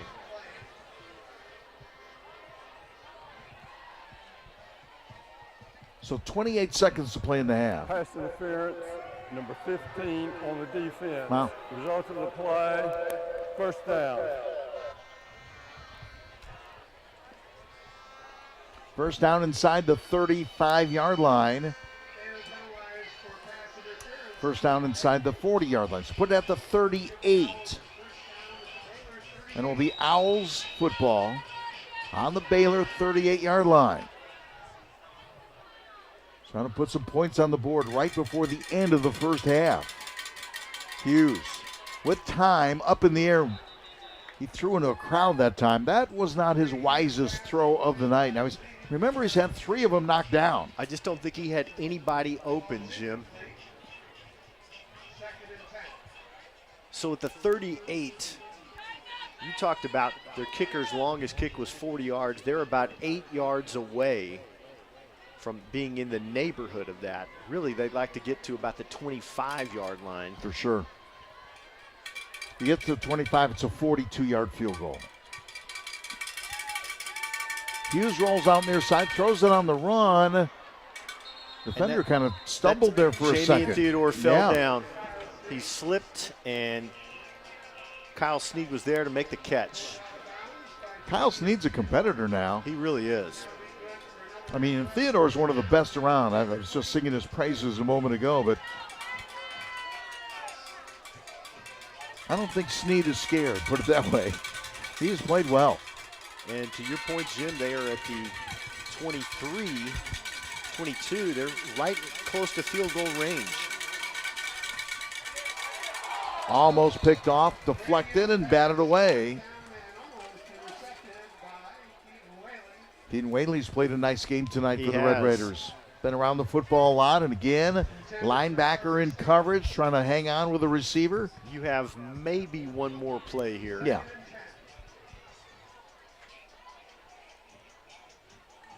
And they have 2 timeouts left. So whatever you get, you make it easier. I think you're just making it easier on your field goal kicker. Call a quick timeout and then see if you get points. Hughes rolls out far side, throws on the run, and incomplete. So 3 seconds to play in the half. Well, I think they stopped the clock a little late on that play. Ball hit the ground with about 5 seconds left.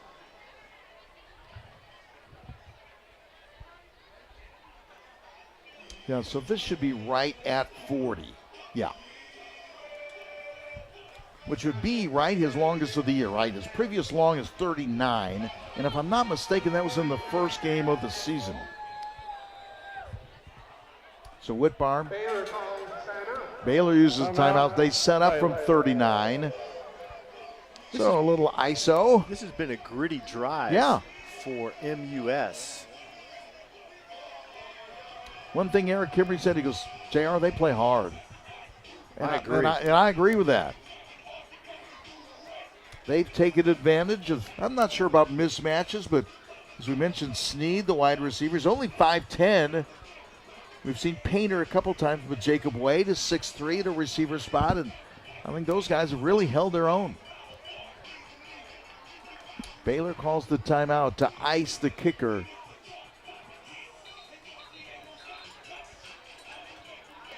We'll try this somewhere around 39 or 40 yards. Setting up from 39, setting up for a 39-yard field goal. Joshua Whitburn from 49 yards. Jacob Wade will hold.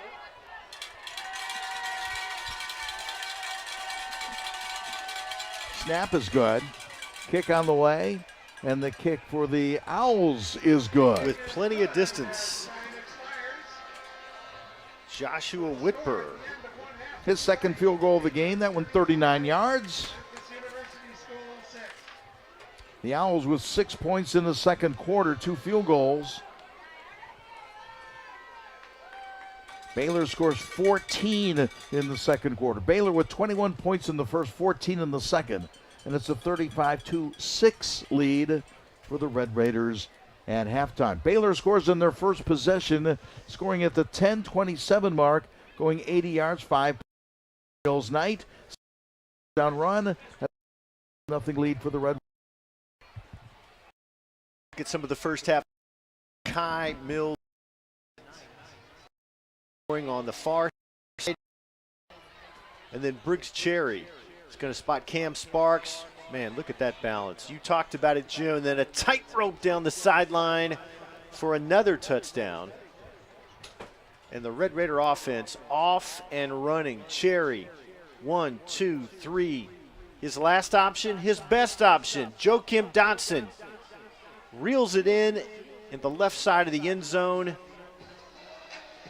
And then this, Briggs Cherry, a floater to Cam Sparks, number 17, playing center field, reels it in. 35-6 Baylor at the half. Bradley Ilunga Bisalele gets in the mix. Number 21 has some fun. And we talk about spreading the wealth around a little bit. Sparks with a touchdown. Dotson with a touchdown. Bisalele with a touchdown. Cherry to Sparks, 63 yards on a touchdown. 35 points in the first half for the Red Raiders, and it's 35-6.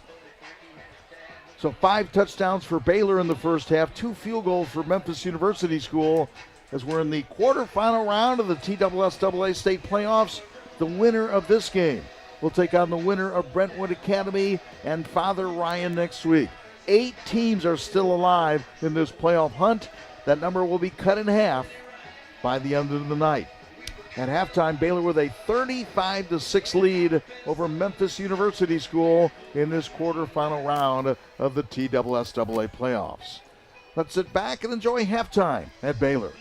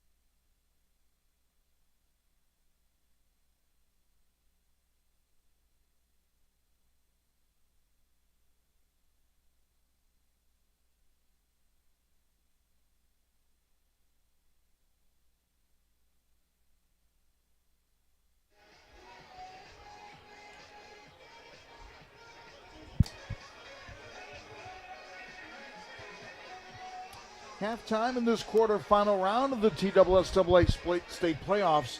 The other games in action tonight, the winner of this game, the winner of the Baylor MUS game, will take on the winner of Brentwood Academy and Father Ryan. That game just got underway a moment ago. Christian Brothers at McCauley, and we said McCauley has a good lead in that game, right, Craig? 31-7. And MBA and Ensworth, a big game as well, and Ensworth with a 7-0 lead over MBA. Ensworth also with a perfect regular season 10-0, taking on MBA with a record of 4-7. So 2 unbeaten still in that field of 8. And again, that field will be trimmed to 4 by the end of the night. So Baylor unbeaten during the regular season, and Ensworth on the bottom part of the bracket goes through the season undefeated.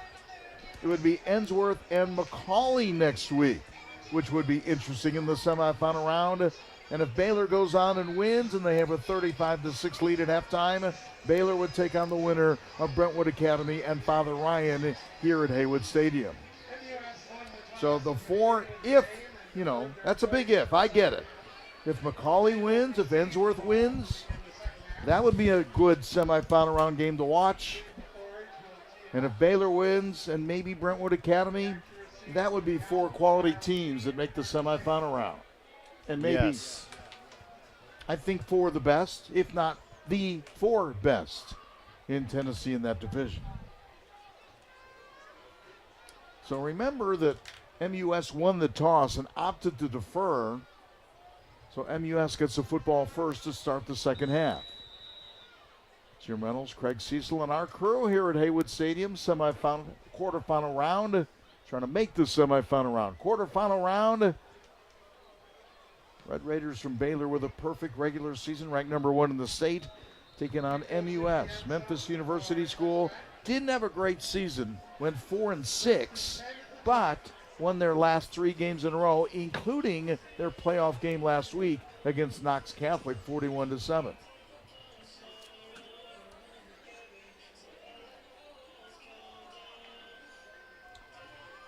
So let's see what the Owls do on their first possession, second half. Trying to get back in the game. At least dodge the mercy rule, right? Goal number 1. Running room there. Look at this. Best run of the night for Gavin Gartier. And Cody Davenport had to catch him from behind, or that one could have gone for a whole lot more. Could have gone for points.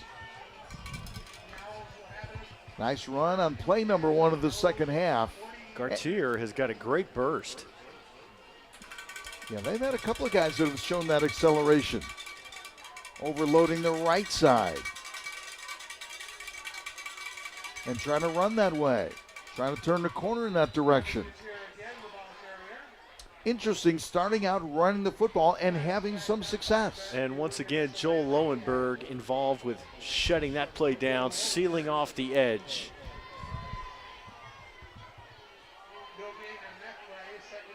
It's no gain, maybe a loss of a half yard or so.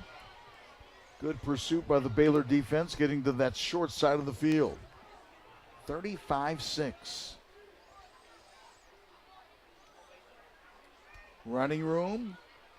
Nice hold that time by the offensive line. Baylor was moving, trying to stunt all the way left side, get to the quarterback, and I'm not sure the Red Raiders really got set in time. Bradley Ilunga Bisalele came looping around that far sideline, anticipating rushing the quarterback, and they ran right up the middle. Third down, about 5. Wide receiver to the bottom part of your screen. Hughes, the quarterback. Running back on his left hip.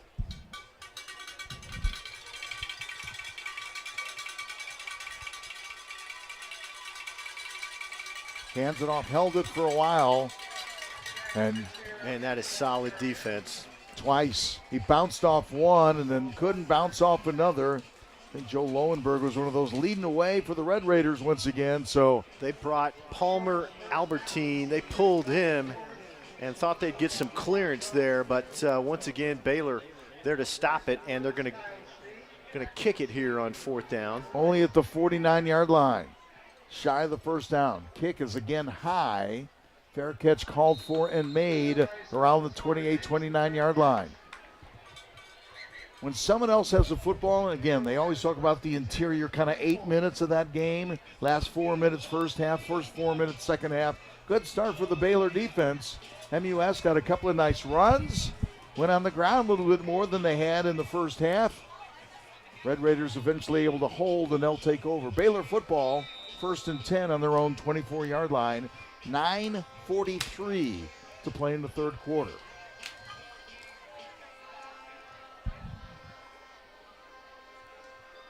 Baylor's committed the only turnover of the game so far tonight.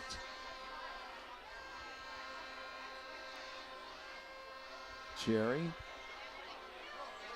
sets up the screen far side, pass complete, and solid coverage by MUS. Now a gain of 2, maybe 3 yards on that first down play. So the Red Raiders begin this drive on their own 24-yard line and put on the 26, pickup of 2 yards, 2nd down, 8.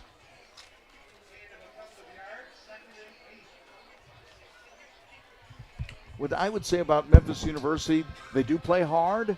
You never see them out of position. I think it's a solid football team. I do too. I think they give up some inches and some pounds in some positions and maybe some speed. Cherry, long pass, complete near side. Trying to bounce off. That is in the neighborhood, but I think still shy. Man, that is a long, of the first. Yes, I agree with you. That's a long throw to Alexi Leclerc. But they're going to move the sticks. Yeah, calling a first down. They like the spot. They move the sticks. Leclerc did a nice job there of establishing cushion. That created the lane for Briggs Cherry to throw to. As you mentioned, a dangerous pass because it's diagonal, goes a long way east and west. And that one was high. Those are the kinds that some say have pick 6 on them. Fly pattern near side, battling for the football. And boy, you thought Cam might get a pass interference call that so did time. he. He was trying to put on the brakes and readjust to that football, and there was some contact. I think some folks in red aren't happy with that call. No. But 2nd and 10. Red Raiders have done that a couple of times tonight. That opens some things up sometimes. You throw long, and all of a sudden those DBs are backing off a little bit more. 2nd down and 10. Kai Mills Knight. And he just moves the pile. David Gabriel George is not available tonight. The old lower body injury. That's 5 yards, so you bring up 3rd down and 5 here, manageable. They've picked up some 3rd and longs and 4th downs as well this game. I think it's been a pretty solid performance by that offensive line. Cherry has had, they protected him pretty darn well. 3rd and 5, over the middle with a dart. Boy, Big Ben Darnell, they're going to give him the spot, and that's going to be good enough for a 1st down. Sure is. Right at the 45-yard line. What they call a stick route. Run to the end of the stick. Had to come back a yard, just enough. That's a veteran receiver that knows exactly where you need, how much you need for a 1st down. And that was in traffic, yes. Sure-handed for number 19, Ben Darnell. Cherry put a little zip on that one too, didn't he? Had to. The flip on the end around and inside MUS territory. That's another 1st down. That actually goes as a pass. It's a basically a handoff, but it's coded as a pass. Technically it is, and Cam Sparks just turned it upfield and moves the chains again. And a lot of people say, why would you do that? Because if it's dropped, it would be technically an incomplete pass and not a fumble. Not a fumble. That's why you execute that play the way you do. Pulls it back. Look at that time. Look at that time. Up in the air. Can he win the battle? Not that time. All right, and let's credit number 14. Good defensive play that time by the Owls secondary. Nice defense by the Owls. That's Tucker Davis. He has, that whole secondary has had to work awfully hard tonight. Yeah, and what I like about them is they haven't backed away from the challenge, have they? No. They've had some tough receivers. Now, they've backed off some receivers on occasion, but in a play like that, had And safety help over the top. He bats the football away, bats it down, exactly what you're supposed to do. Cam Sparks was at the other end of the field, and he was well covered as well on that play. 2nd and 10. Running room, Shakai Mills Knight. And again, all right, can't get the big play. Let's come back and get the first down with a burst from our number 1 running back, Shakai Mills Knight. You know, you just look at Big Gabe Ascenda, and the red wall is just starting to take charge of I this agree. football game. Try between the tackles again. And again, Jim, we've said it a lot tonight. Number 21, Bradley Ilunga Bisalele, is a physical presence on defense and on offense. He's caught a touchdown pass, and he's done some nice job blocking as well.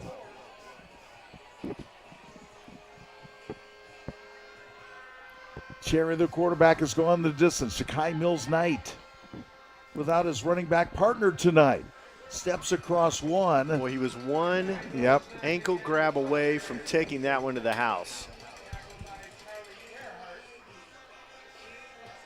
Gabe Osenda leading the way. Sometimes you watch those offensive linemen every so often. It's fun to watch the ball carrier. I get it.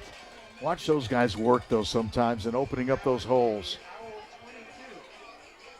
That'll be another first down. 1st and 10. Red Raiders on their first offensive possession of the second half. Already with a 35-6 lead.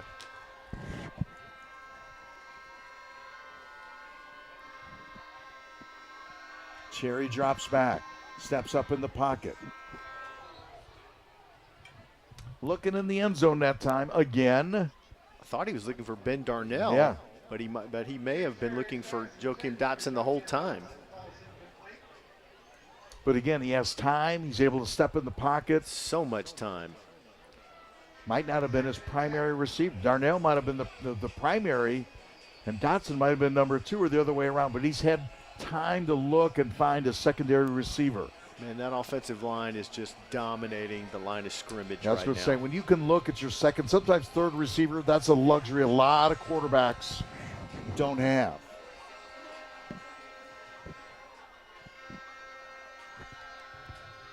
Cherry, look at that time. He's waiting. He's got. Well, That was almost greedy dangerous. there. What he was looking for, didn't see Alexi Leclerc on the far sideline, was coming to him on a cross, but Briggs just didn't see him in time. Tried to dump it off to Shakai Mills Knight. Threw it pretty hard. Mills Knight was pretty close to him, too. Wasn't ready for the fastball, and it'll be 3rd down. All of a sudden, yeah, it's 3rd and 10.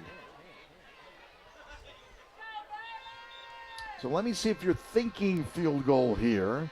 I would think you would, because it would help you. 3 points, you go, well, it's 35-6. It would almost be disappointing because of the way your offensive line has dominated in this possession. You get 3 points, though. Then you get in the mercy rule. Yes. Then that clock runs. You're already at 5:05 in the 3rd quarter. So, again, you get in the mercy rule land, and that clock continues to run. You limit the number of possessions, and you're in a good shape right there.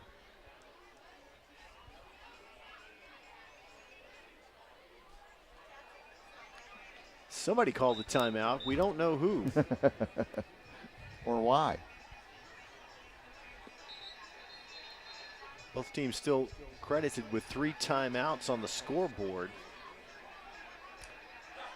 I thought it might have been a ref mic problem. So it might be an equipment problem. Both teams Okay. went back to their sidelines, and the You might be officials. right because the scoreboard is not changed. So the officials called both teams back. Hey, we're playing. 5:05 to play in the 3rd. Quick moving 3rd quarter. The Owls have the possession. Now the Red Raiders with the possession. Cherry realizes he better hurry. Play clock in single figures. Drop straight back. Steps up, has running room. He can pick up this first down, angles his way far side and slides down at the 15. When he looks back on this, he probably should have thrown to Caden Dewey. Now you've got 4th And a field goal. 4th and a field goal. See, I was going to get greedy there, Jim, and you reeled me in. Philippe LaForge, again, I think if you get in the mercy rule territory and all of a sudden that clock starts to move very, very quickly if you're down by over 30 points. Jim, I think you're not the only one that agrees with that decision. Yeah. So we're talking about 32 yards. Kick on the way for the Red Raiders, and the kick is good. That was a tough, it looked like a low snap. Yeah. Nice recovery. So first points of the second half in this football game. Red Raiders led 35-6 at halftime. So far no points in quarter number 3 for MUS. Baylor with a field goal in the third at the 4:14 mark, but that will get the mercy rule clock running. Will it, Jim? It's only 32. Yeah, it's got to be 30. Okay. I thought it was 35. Unless it's different in the playoffs, and I don't think it is.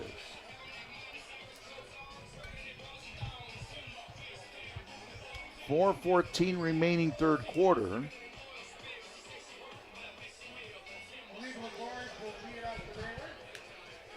Receiver Kyle Sneed and Carter Sam. 32-yard field goal is good. And so the Red Raiders kick off once again.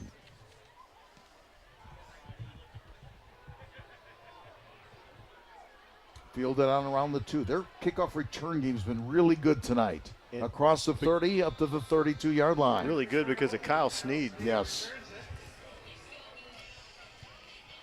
Sneed has been good everywhere he's been in the running back spot, and he has excelled in the return game so far tonight. And caught a lot, some tough passes. Turned them into first downs on the edge, near and far sideline.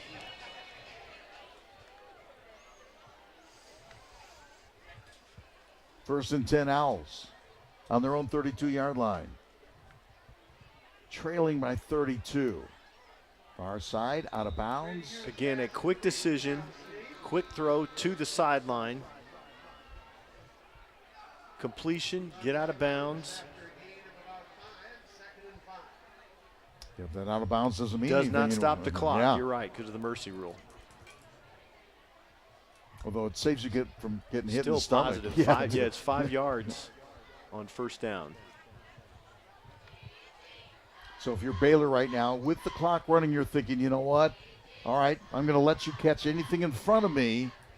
I just don't want you to get in back of me.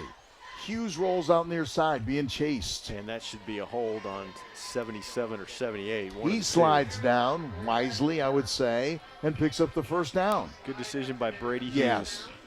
And they talked about that coming in, that Brady Hughes can run, he can use his legs, and a pretty darn good decision right there by the quarterback for MUS. Across the 45 up to the 46-yard line. I'm not sure he could make a living at that tonight against Baylor, but it's a good option on occasion. Hughes drops straight back that time, and that one's picked. First turnover of the night for Hughes and company. And that is number 25, Tyler Rice. Tyler Rice with the pick. First turnover for the Owls, and so the turnover is now one each. Each quarterback has thrown an interception.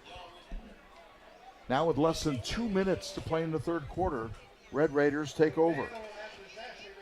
2 minutes to play in quarter number 3. First and 10, Baylor with the possession. Let's take a look at this. Brady Hughes, boy, just nosedive that thing, and he just didn't see Tyler Rice. He wanted Kyle Sneed, and Rice was just in great position the whole time. Red Raiders take over at their own 47-yard line. 2 receivers left and 1 right. Sky Mills Knight And again, I think we're going to see a lot of him right now. Gets across the 50 and moves into MUS territory at the 47-yard line. So Shakai Mills Knight went from 47 to 47. A 6-yard gain on first down. And a minute now to play in the third quarter. Baylor on top by 32. With a running clock, that is the Red Raiders' 12th man right now. And they're BFF, right? Yeah. Second down. Second down and 4.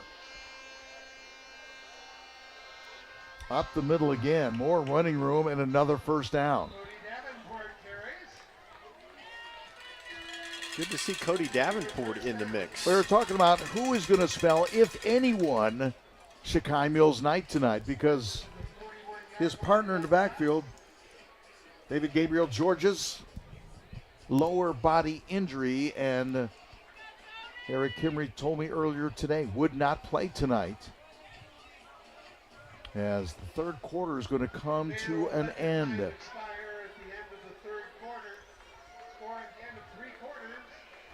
So the Red Raiders in their first playoff game of the year, looking for win number 11 of the season. Went 10-0 during the regular season, and now 3/4 of the way home to advancing to the semifinal round. And again, that semifinal round game, if Baylor wins, it will be right here next week. And Baylor would take on the winner of Father Ryan and Brentwood Academy. That would be here next week in the semifinal round of the state playoffs.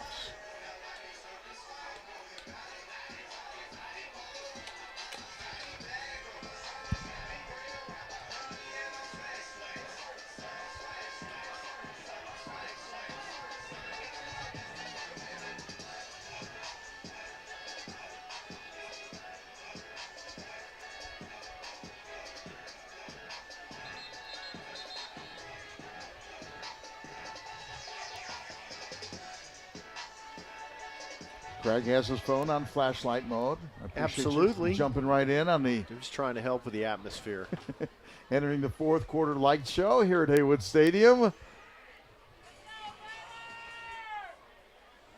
Red Raiders on top. Scored in their first possession. I would say haven't really looked back too many times tonight.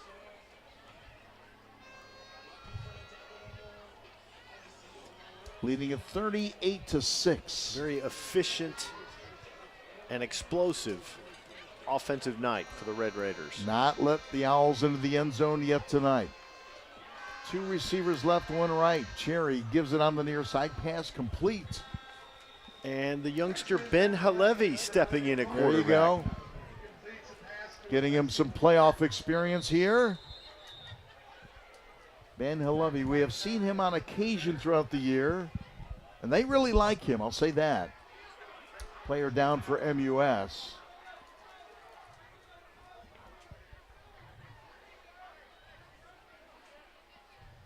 And that's the reason the clock has stopped, and the training staff helping out right here. Eric Kimry making a point to get his entire team together and deliver a message here.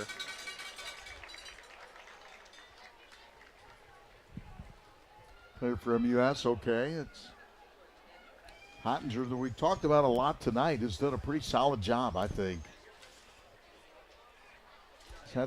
He's been on the island a few times this evening, right? Yes.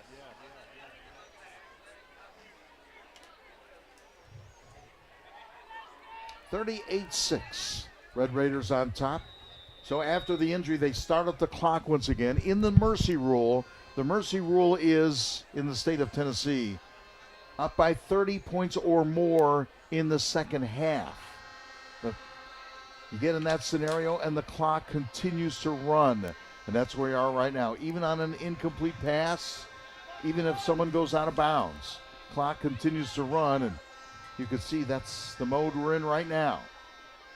34-yard line, Red Raiders football on second down.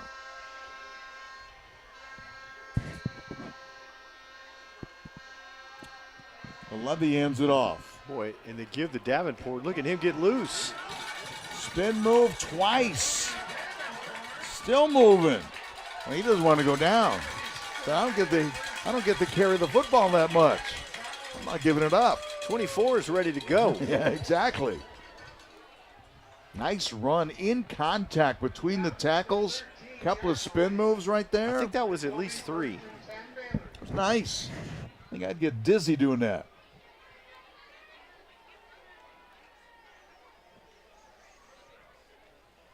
Baylor football in control here in the fourth quarter.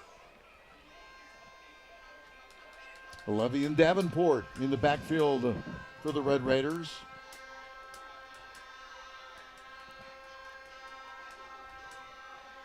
Davenport gets the call. Open look far side. Turns the corner. And he's there. That was kind of easy. Share the wealth. Red Raiders score their first touchdown of the second half. Baylor scored 21 points in the first, 14 in the second quarter. Just a field goal in the third quarter. Now 7 points on the board in the fourth quarter. Cody Davenport getting the job done. Going the rest of the way here in the fourth quarter. Scoring at the 9:41 mark. Now it's a 44-6 lead, looking for the 45th point of the night. Baylor limiting MUS to just a pair of field goals. Extra point is good. 45-6. Davenport earned the right to get in the end zone on that one, right? Man, it was all Cody. Did a lot of the work, and they 4 spin moves, and then you get you're out the gate to the far corner of the end zone. Ensworth has increased their lead over NBA. Now it's 14-0 as Ensworth, like Baylor, looking for their 11th win of the year. Cody with a touchdown, and let's credit that offensive line again. The red wall has just claimed some real estate tonight. They have won. Well, they've won the line of scrimmage. Yes. We were talking about that earlier. You win the line of scrimmage, most likely you win the game. Turnovers even at 1 each. Red Raiders get ready to kick off to MUS.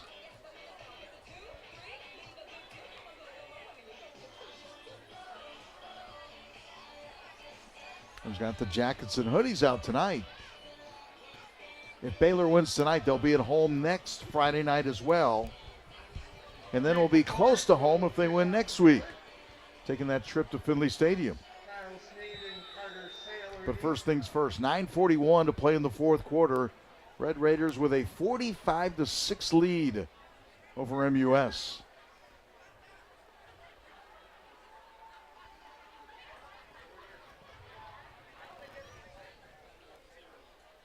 In the end zone and will not be returned. What a luxury that is. Especially with the return game that MUS has showed tonight. You punch it in the end zone right there. You make MUS go 80 yards. 1st and 10.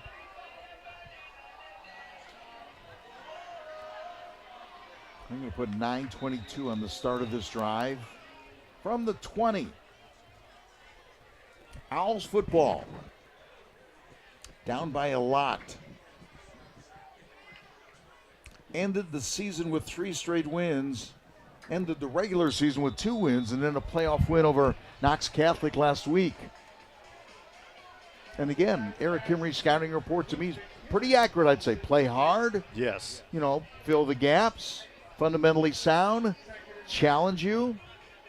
Like I said, just they give up some pounds and inches. They're not a big football team at the line, and that's how Baylor dominate that line of scrimmage. They are a young team that plays hard. And do some good things. Hughes hands it off that time. And Hood carries it to about the 29-yard line, close to first down yardage. Jim, in the second quarter, Brentwood Academy leads Father Ryan 17-0. So that's a good cushion right there that would bring Brentwood Academy here to Chattanooga next week. If both teams hang on with 8 minutes remaining in this one. Far side, first down, and hit out of bounds. Again, in the mercy rule, even though you're out of bounds, clock continues to run. And the mercy rule, I'll repeat it again, a 30-point lead in the second half. You can invoke the mercy rule in the first half if both coaches agree.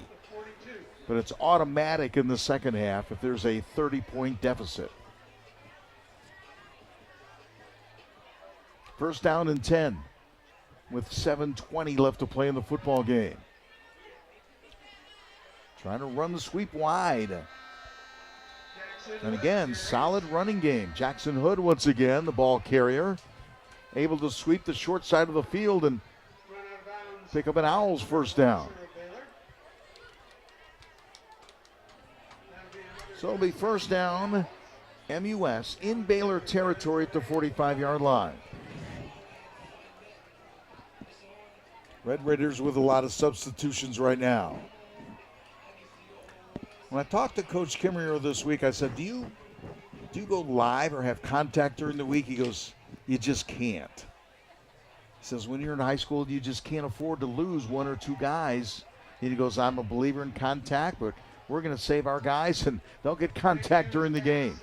Different philosophies on contact, and, you know, you lose a good player in practice, and you're just kicking yourself.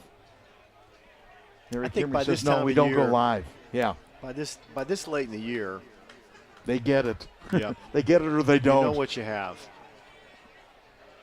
Well, you understand who likes contact and who can make that, who can make that tackle. Yeah. Tackling drills and going live are two different things. Rolling out near side. Wow. Trying to throw on the run. Does so. Finds Whoa. a receiver hit inside the 20-yard line. Yeah.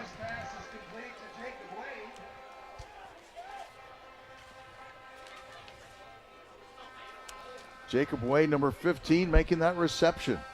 Best field position penetration of the night for the Owls. With 5.5 minutes left to play in the football game. Down to the 16-yard line, first and 10. Rolled the pocket, bought some time, found a receiver, throws well on the run, and moves inside the red zone, inside the 20-yard line. Sending the man in motion. And rolling out to the far side. Rolling, looking, throwing in the end zone, and that's caught. No, they waved it off. I think he bobbled it out of bounds. That was Jacob Wade there. Wade had it. That ball might have been moving a little bit. And then was hit out of bounds and did not get credit for the catch. Owls were getting ready to celebrate, weren't they? Yes.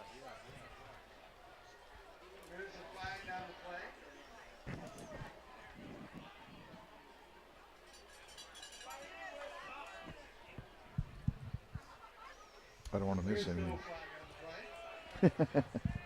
Okay, Dan. So second down for the Owls. MUS, Memphis University School. Hughes, the quarterback, drops back. Looks in the end zone once again. Off, no good.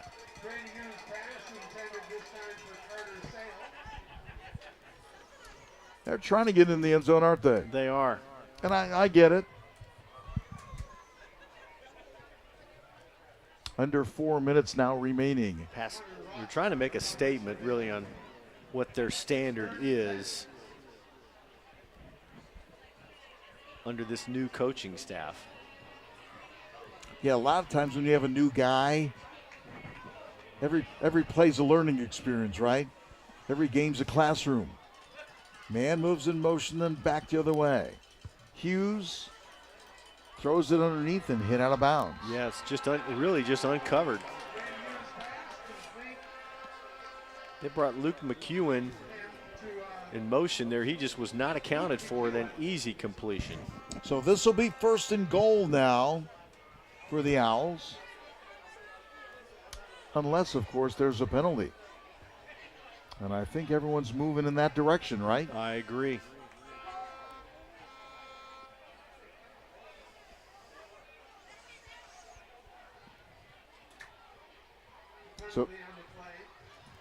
So they were going to have it first and goal on that completion. Well, and the answer is?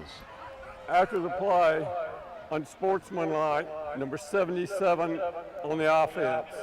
Result of the play will be a first down. Right. Well, if it was on the offense, they'd be moving, and they are deciding to move back. We're going to hit R. We were in D. We're going to hit R. So they had it.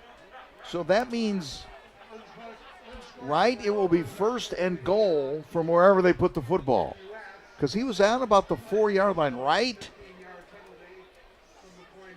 I think it's all up for interpretation right now, Jim. Well, based on what he just said, it was a first down. That's. Yes. See the reaction from MUS. So it's going to be, I think, first and goal at the 19. It's been a little chippy. Yeah. 3 minutes or so. But they have it first and 10. So that interpretation he gave us a moment ago, look at that. Had an opportunity, and again, that's when you got to put just a little bit of touch on the football. I get it. And for Jackson Hood, he's got to make that catch. But that's when you can float that one a little bit because you're just a couple of feet away, really. So they're calling this second and 10. They are. But he said he had the first down. I get that. Then you move it back. It's a little bit in first and goal. But I failed my rule book. For the play, encroachment on the defense, number 22. 5-yard walk-off on encroachment with 1 minute left to play in the football game.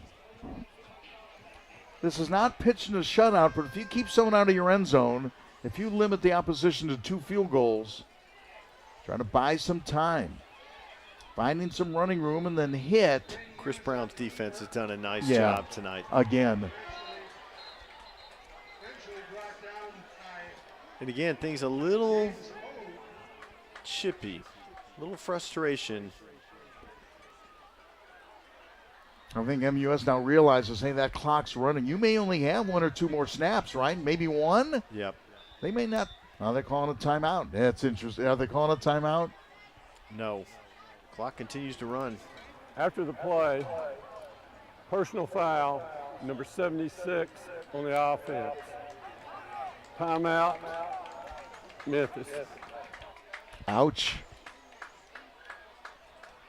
If it's getting a little chippy, and I agree with you that it is, you know what? Letting the clock run, saying thank you very much and going home. I'm not sure I'm gonna extend it one more play for whatever reason.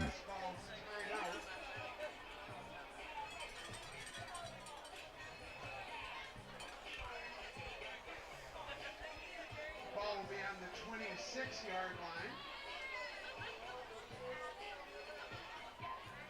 Right, back on the 26. I understand wanting to score a touchdown. I understand all that. I mean, I get it. You have young. Yeah, you're fighting for your kids. I understand that. I'm coaching for my kids. I'm coaching for my players.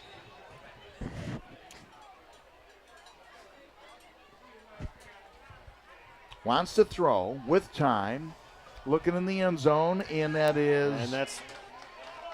there's no defensive penalty. That should be the game, might have been right? a PI. I did too. No flag there, and that means we're 10 seconds away.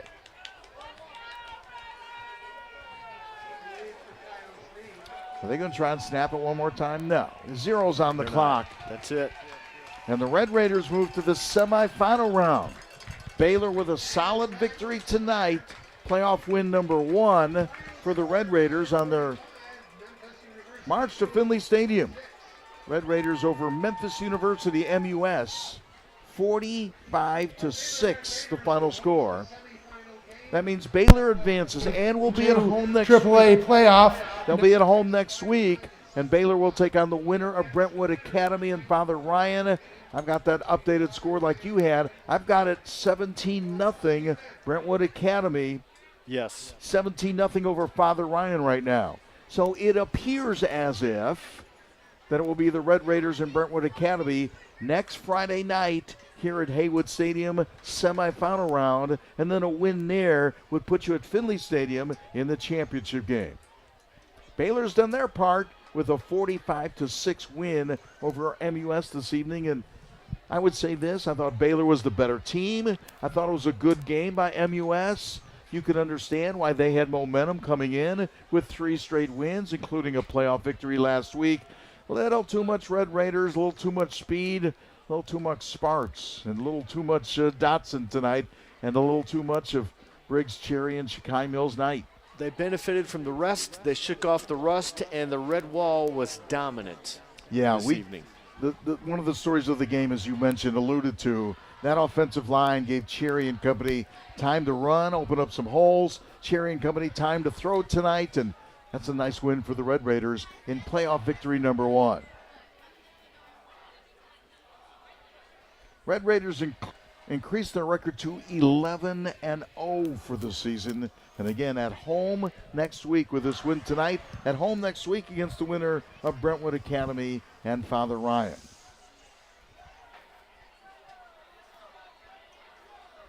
And for you Vol fans, next week, the future of 2 future Tennessee Vols in the mix. Joakim Dotson for Baylor and perhaps quarterback George McIntyre of Brentwood Academy.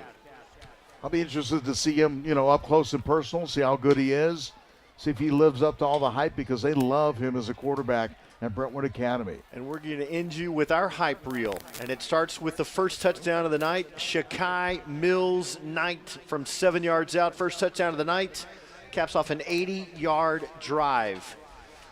And then Cherry to Cam Sparks, one of the best plays of the evening. He just tight ropes down the near sideline, takes it in. That caps off a 3-play, 63-yard drive to make it 14-0. And then talk about the Red Wall all day for Briggs Cherry. He makes a great decision. Joakim Dotson out-jumps the defender, reels it in to make it 21-0. 66 yards, 4 plays. Boy, and then Cherry floats one to Cam Sparks again. Beautiful catch. He glides into the end zone. They go 76 yards in 3 plays. And then Briggs Cherry to Bradley Ilunga Bisalele. The defense leads the offense into the end zone. They tack on a field goal to make it 35-6 at the half. They would score one more time in the second half and add from off of Cody Davenport. In the final tonight, 45-6. The Red Raiders defense comes up with a pick here by Tyler Rice, and they will move on.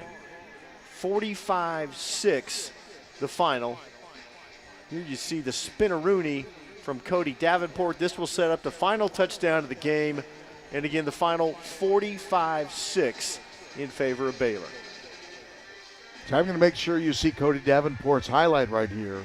Don't sell him short, number 24 with a nice night.